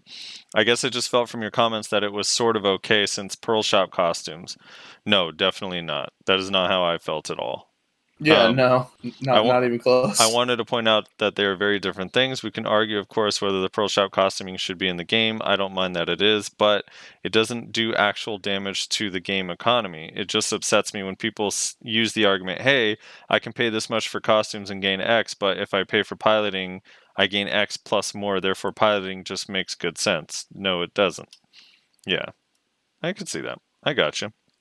Again, legalist perspective on these types of things. It's as simple as the game allows you to sell costumes. The game does not allow you to pilot. It's just that simple for me, honestly. Yeah. I don't know. Dude, I still think like in a world where they actually do, because they said that they're working on banning people on April 22nd. I read it loud and clear from GM Do. So I'm just like, that ban is going to come out the same time that we get our winter zone and bot climbing comes out. December 2021, dude. Oh, probably. But if it did come, man, I think people are underestimating how many people actually pilot. That is going to be an insane day. Dude, just fucking all of the siege guilds just get Thanos snapped. Or what if they don't ban them? Imagine this. You remember what happened with the mappers? What if they got negative balance based on all the money they earned over the last 2 years? No. Oh my god. They're just like, some of them are just negative like 860 bill. And go, well, I'll just sell a Tet Distortion, right, Nayashe? Yeah, that's definitely not going to pan out very well. Okay, let's talk about this though, because I am curious to get your opinion. Right. And I don't know if Zethian is still in the chat, but maybe he can sell out his friends if he wants. Let's take a guild like Snake. Realistically, no memes. What percentage of people have at least piloted once before in just Snake? Snake? What do you think? Fuck. In just Snake. Like you And I know we're calling out Snake here, but now when you say once before, do you mean like just tested it out, or like actually did a whole night and got some gains from it, or a whole day? Or no, whatever? I mean like they've paid for it like once before. Like they paid for somebody to pilot on their account for some amount of hours, and then maybe they were like, "I don't feel comfortable doing it again. I'm not doing it again." But we're counting those people as well. All right. Wax Cats, piloting is when you pay someone else to basically grind on your account. Yeah, I would say what percentage? Probably. I was saying this and I think this is true for across the board. On average, so this is an average. Some may be more, some may be less. But in the top like 10 siege guilds, I would say it's probably somewhere around 8 to 9%. But I see below that, 25 in the top 3. You think 25% are using pilots? Yep. That's so many, dude. You got to remember, a lot of the people in these top siege guilds are Steamies, and they'd have to let the pilot on their Steam account. I 100% feel 25%. That's high, dude. That's I was high. thinking like 10, maybe 15 at like the most. Where do I sound? I have some names. I'm not going to be doing that though. But I know a few people myself that in some of these guilds. Like I know them. They're open about it a lot. Some of them are like just wide open about like, yep, I do it. Like, yeah, it is what it is. So, but yeah, there's a lot of people I know that aren't wide open about it, but I do know that they do because they've told me. Yeah, I'm obviously not going to. All right, so thanks for the reminder. Break that level of trust. I'm here. Yeah, I think probably like the highest. The guild that does it the most, whatever guild that might be, I would say is probably like 10%, and then the other siege guilds are probably closer to 5%, and then below like the top 6 or top 7, it's probably like less than 2% of people in each guild. There's a lot of people in the top siege guilds that love doing their own grinding. It's just their thing. They love doing that kind of stuff. Like for example, Zethian, he loves doing his own thing, grinding. That's what he loves to do, and just using him as an example, but he would be a rare case, I feel, that grinds to the level that he does. But can you imagine? I don't know. Let's just pretend, for instance, that Nayashe is right, and then they have a ban wave, and we lose. We just instantly 25%. lose 250 people of the 1,000 in the top 10 siege guilds. Oh my god! People. It would be more like at most like in the top 10 siege guilds. Yeah. No, I said top 3, probably like 25%. Oh, right. Top 3. Okay. Yeah. When you start going down, obviously a lot less, but still that'd be I would say insane. like probably in the top 10 as much as maybe 80 to 100 people have piloted. If you're just talking about the metrics that or the particular conditions that you set, Rizzler, just tried it once, not even necessarily doing it on the regular. Yeah, definitely 25%. But if you're talking about people doing it on the regular, I'd probably lean more towards Frosty's number. 8 or 9. I mean, but the thing, and I know there's people in other guilds. I mean, I know a few people that pilot in small guilds too. Like, it's not just. I mean, people want gains regardless of whether they're in a siege guild or not, dude. Like it. Yeah. You know. I don't know. Okay, moving on. Eumenidai says, if you wanted to go full old school, you should have started the podcast with the comments. Fuck, Vel has now killed me twice. Vel just got me. Yeah, I think the very first episode we read comments, we did it at the beginning, right? It wasn't just the first. We did it for like 10 episodes. We used to read it in the beginning for a while, yeah. We changed it later on once we realized like the comments were getting longer and longer, and it kind of was like, shit, we're not, because you know what made it difficult is whenever we had a guest on, having them wait 30 minutes, remember? Oh, yeah. Yeah, you're right. Dude. We definitely didn't think about that. From like a follow-up standpoint, it makes sense to do comments before you start the new episode, but yeah, for the sake of the guest and making sure that they're we had them just wait muted for 30 minutes. That's actually so funny to think about. It's so awkward. We're so sorry, old guests who were on earlier. Yeah. Well, I mean, you could have had them comment on it. Luckily, most of our early guests were just like friends, so I think they were like pretty chill about it. Yeah. All right. I think Let's see. I'm about to get my Velasar, dude. I'm getting one I right now believe it. too. I believe it. Hell yeah, we got our fucking weapon and armor stones and our Kafirs. And can't forget our green coral. And our Kafirs. Hell yeah. We'll call Our them Kafirs. Kafirs. Dude. Call them Kafirs. Got our Kafirs. Kafirs. My window's all fucked up. I hope my UI is not permanently damaged by me moving it over to my other monitor that I have set to a low resolution. How would the It siege scene ever definitely is going survive? to be. People, I don't know why people think that if the X amount of players got Hey. banned, that the siege scene would just stop Yeah, functioning. no, it would just. Like, I mean, that's- you guys saw it. Galaxy is a siege guild now. We own Balanos. Yeah. You know? Wait, do you guys actually? We do. Why do you own Valanos? Here's why I could tell you. All right, last night at about 4:30 p.m., we were having a hard time winning against T2 guilds. All right, like brutal, so on and so forth. Then I took a nap, and I woke up, and at 6:30 p.m. we were a top 10 siege guild. That's why So, we own Balanos. Wait, what the nobody hell? My plays UI is tiny. Balanos. What just happened? I told you it was gonna fuck it up. Did you not hear me? No. This is so bad. It looks so bad. I Wait, can't even they'll- read it. they'll It's so fuck up your tiny. shit? Hold on, I gotta download the archive thing. Oh my god. It's so tiny, it's like literally unreadable. This better fucking fix it. I'm gonna be pissed. Ah, there we go. Alright. Alright, that was scary for a second there.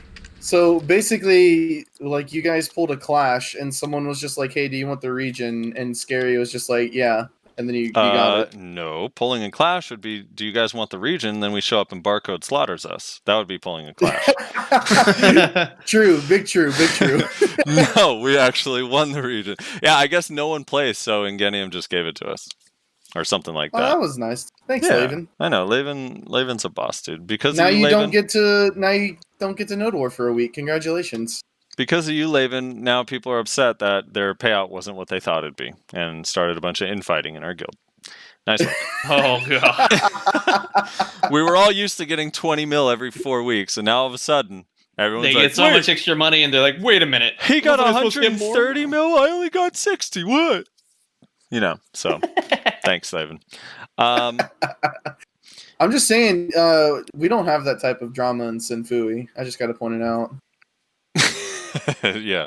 Well, if you had someone to have drama with. Beyond Magic says, thanks for the great content. Have you thought about dropping after our price to 5 instead of 10? 10 feels slightly expensive content. With cheaper price, you would have more people listening and spreading the word of that content. Considering you guys get Netflix for $10, you need to have really, really good content for me to donate 10 per month. No, it's definitely not worth $10. Yeah.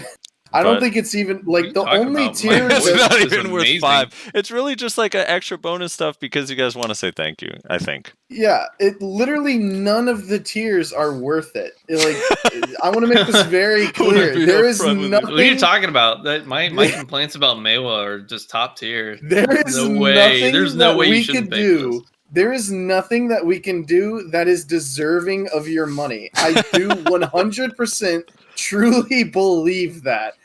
What Patreon is it's a way for you to donate and get something out of it. That's essentially what it is. So it's really more of a donation than like a business transaction. I do agree, though. So Turtle says, you guys really know how to sell your content. I do agree, though. The price should probably, the barrier to entry should probably be lower than 10. But now But then, the problem is, what happens to the $5 tier? oh, Turtle- is there a Tur- $5 tier? Yes, there's Well, a Turtle- $5 tier. He's saying that we're asking for 10, though. What's he talking We about? have oh my god, there are 4 tiers. I'm actually going to end up pitching Patreon even though I don't want to. There are 4 tiers, 1, 5, 10, and 20. The $5 tier gets your name put into the podcast on the YouTube channel. The $10 tier gets you the after hour show, an extra like 20 to 30 minutes of content with every episode of the podcast. The $20 tier gets you a shout out on the podcast in the beginning, and your name gets put at the end credits as well. Those are what the tiers are. The $1 tier just gets you a role in Discord, which every other tier gets as well. And if you pay $50, you get access to our OnlyFans account, where we dress up as a lewd version of Waluigi and Wario. I thought the $50 tier, they were going to get a cool hat. No, that's the $100 tier. Oh, okay. But it's like a 10-gallon hat that says TVP on it.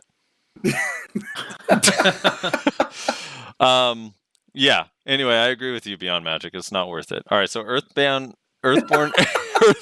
Alien says, "Yo, I love this podcast. It is so hard to find good current BDO videos. About to go hunt down this fight with the Zerker. I just started Zerker. I love how he spells Zerker, Zurcher.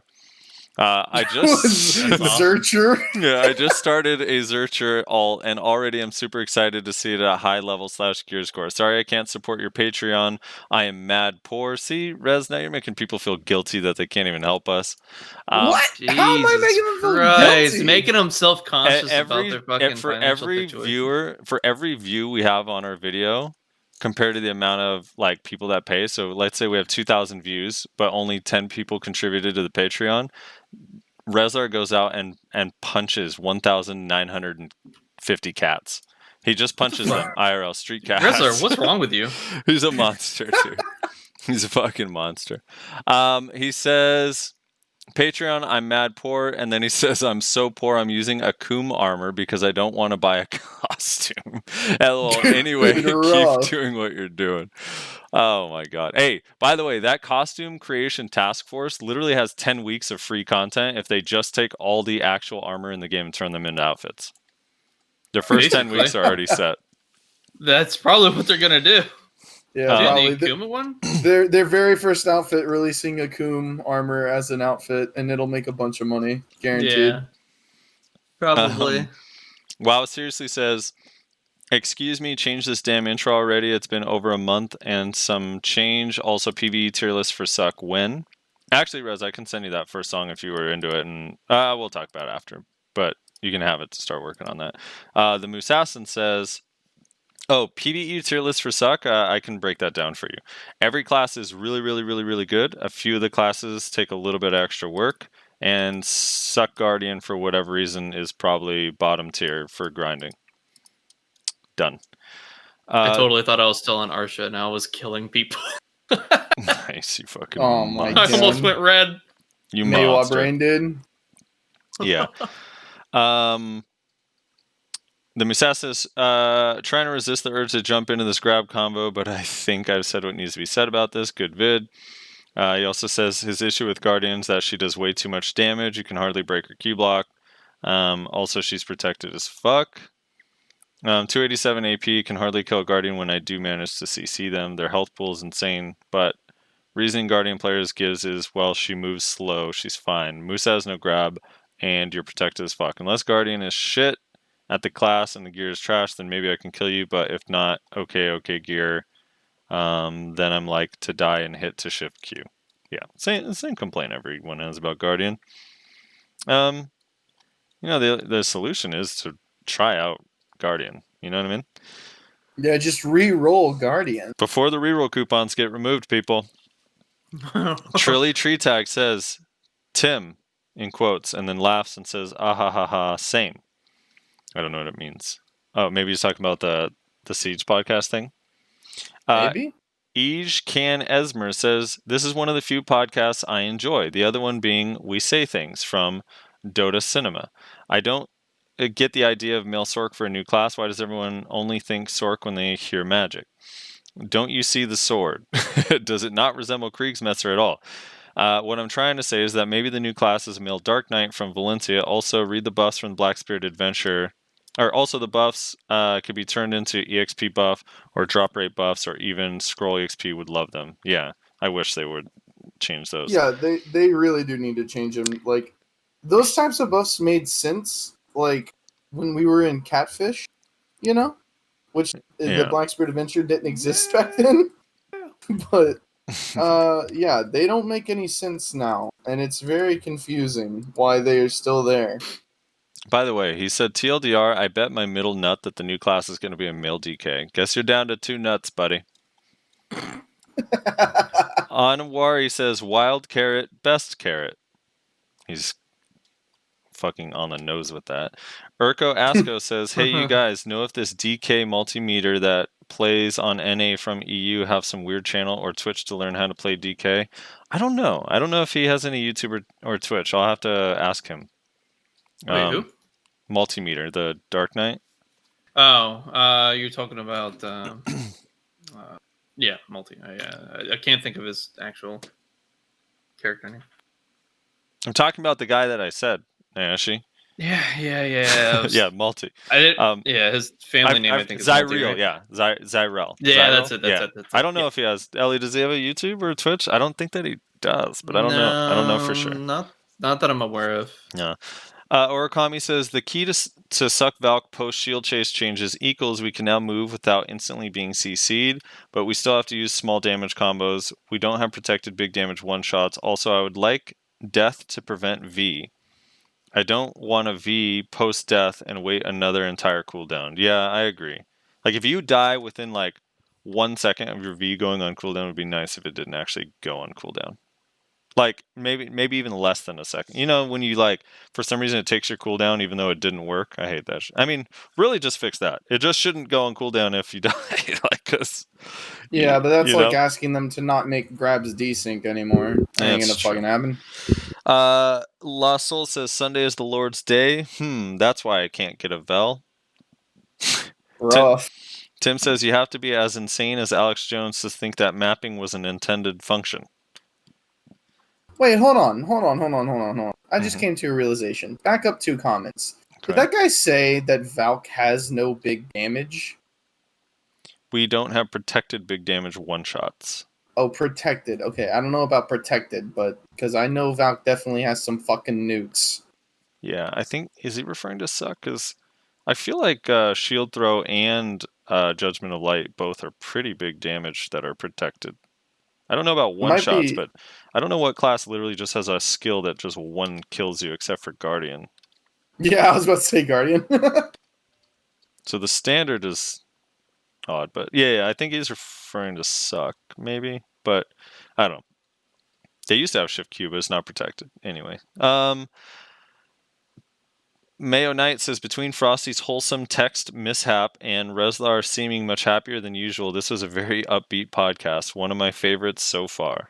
Wow, and I wasn't even on it. Yeah, you missed it. I was trying No Mewa complaints confirmed. Better podcast. I randomly was trying to text the missus I love you last week in the middle of the podcast, and I accidentally put in the group text with my sisters, and they both were like, I guess we love you too. It was really awkward. Hadouken OCX says, yay, old school, love it, heart. Dowser says, since Valk got buffed / nerfed, why don't you invite a move for your next podcast? Because he's a Guardian. Hooglunian says, just kidding. I don't know, because we do need to get a Valk on soon. We did talk about that recently, right? Yeah, I do want... I'm pretty sure we talked about that. Oh yeah, he's a Sork now. I do want an actual Valk like that's sticking to it though, you know? There was a Valk I fought Who? What guild was he in? Was it... Fuck, I can't remember his damn name. I was trying to remember when we had this discussion. Filter?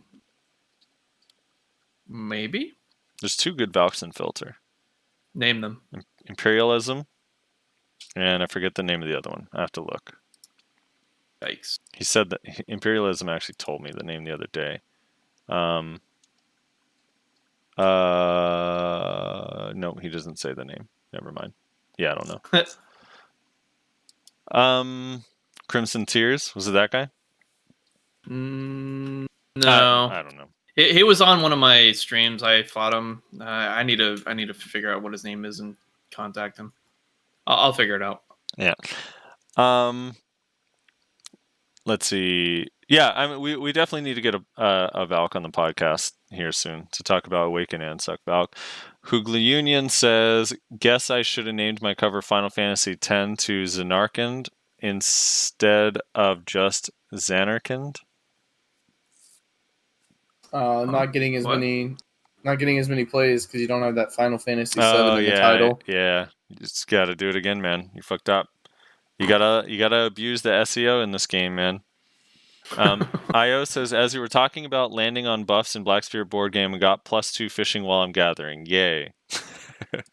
And then me just Me, Justin Lee says, how much does Cacao Pearl Abyss pay you to come on this podcast every week and show for them? So here's the thing that's interesting. I actually pay them to do it. Oh, really? That's how much they've earned my trust. Throwback. I think we said that in one of the early podcasts. Yeah, that was from way back in the day. Yeah. And that's it for the podcast comments. Is it really? Yeah. So anything you guys want to go over before we call it a day? I don't think so. Oh, wait, yes, I lied. So when this goes up tomorrow, you're going to see another video up as well. That's going to be one of the after hours videos from at the time of recording this month, at the time of release last month. I'm going to be putting up a poll in Discord with the titles of all of the after hours videos we did this month. And basically, the Discord's going to get to choose which of the after hours videos they want to see. And whichever one they choose, I'm going to make that public, and that's going to be that. And this is the way that I'm going to do things, just so that the people who aren't paying for the after hours content can still experience some of it. They get basically one video at the end of the month. They get to choose one of the videos that they want to see. So that's the way it's going to be done. I talked to the patrons. Nobody came forward with any issues about, posting it publicly. So you can thank the patrons for allowing this to happen. You're getting extra content. And if they did, Rezar would have blocked them. So thank your patrons for letting you guys get more content. So yeah, there'll be a poll up in Discord. So moral of the story is join the Discord, because there might be votes and shit that you can vote on and whatnot. So yep. Outside of that, thank you guys so much for hanging out. All the people in the chat on Nayashe stream and my stream. We stream it every single week just so you guys can kind of chime in a little bit. I think it adds a little bit extra to it. It's kind of cool. Certainly helps when we can't remember shit. Yeah, dude, it's like the greatest research team of all time when I forget shit. It's so fucking nice, actually. So Silent Chat's the true OP. Yeah, so thank you guys so much for hanging out. We do the podcast every week, generally Sunday at 10 a.m. Next week, we do have a guest coming on. I think we could say it, right? Yeah.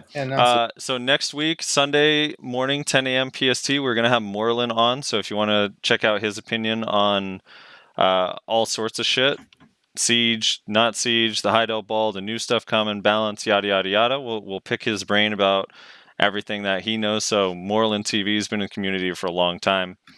I'm super excited to have him on. He's a super smart guy, too. Also strongly opinionated, so that'll be fun. And that'll be cool. And we're gonna be opening up the guest questions channel in the Discord again. Yeah. So if you have questions that you want us to ask Moreland, join the Discord, go into the guest questions channel, post your question there, and we will ask him the question on the episode. Right. Make sure you join the Discord. Make sure you like and follow and subscribe and do all that stuff for the podcast YouTube video. The podcast, as a reminder, is also on Spotify, iTunes, CastBox, Google's FeedBurner, and SoundCloud. So you can find it wherever you want. Listen to it however you like. Nayashe streams all the time. Lately, not as much because of wedding stuff, but his stream is twitch.tv/Nayashe_NA. I've been streaming every single day, twitch.tv/SoFrosty. Reslar one day will have internet that'll allow him to stream in... It's going to come out right after the winter version of the new content. So 2021, maybe winter, maybe 2022. No, early 2022. Early 2022. Early 2022. Reslar's going to get new internet. So yeah, thank you guys for hanging out, and we'll see you guys next time.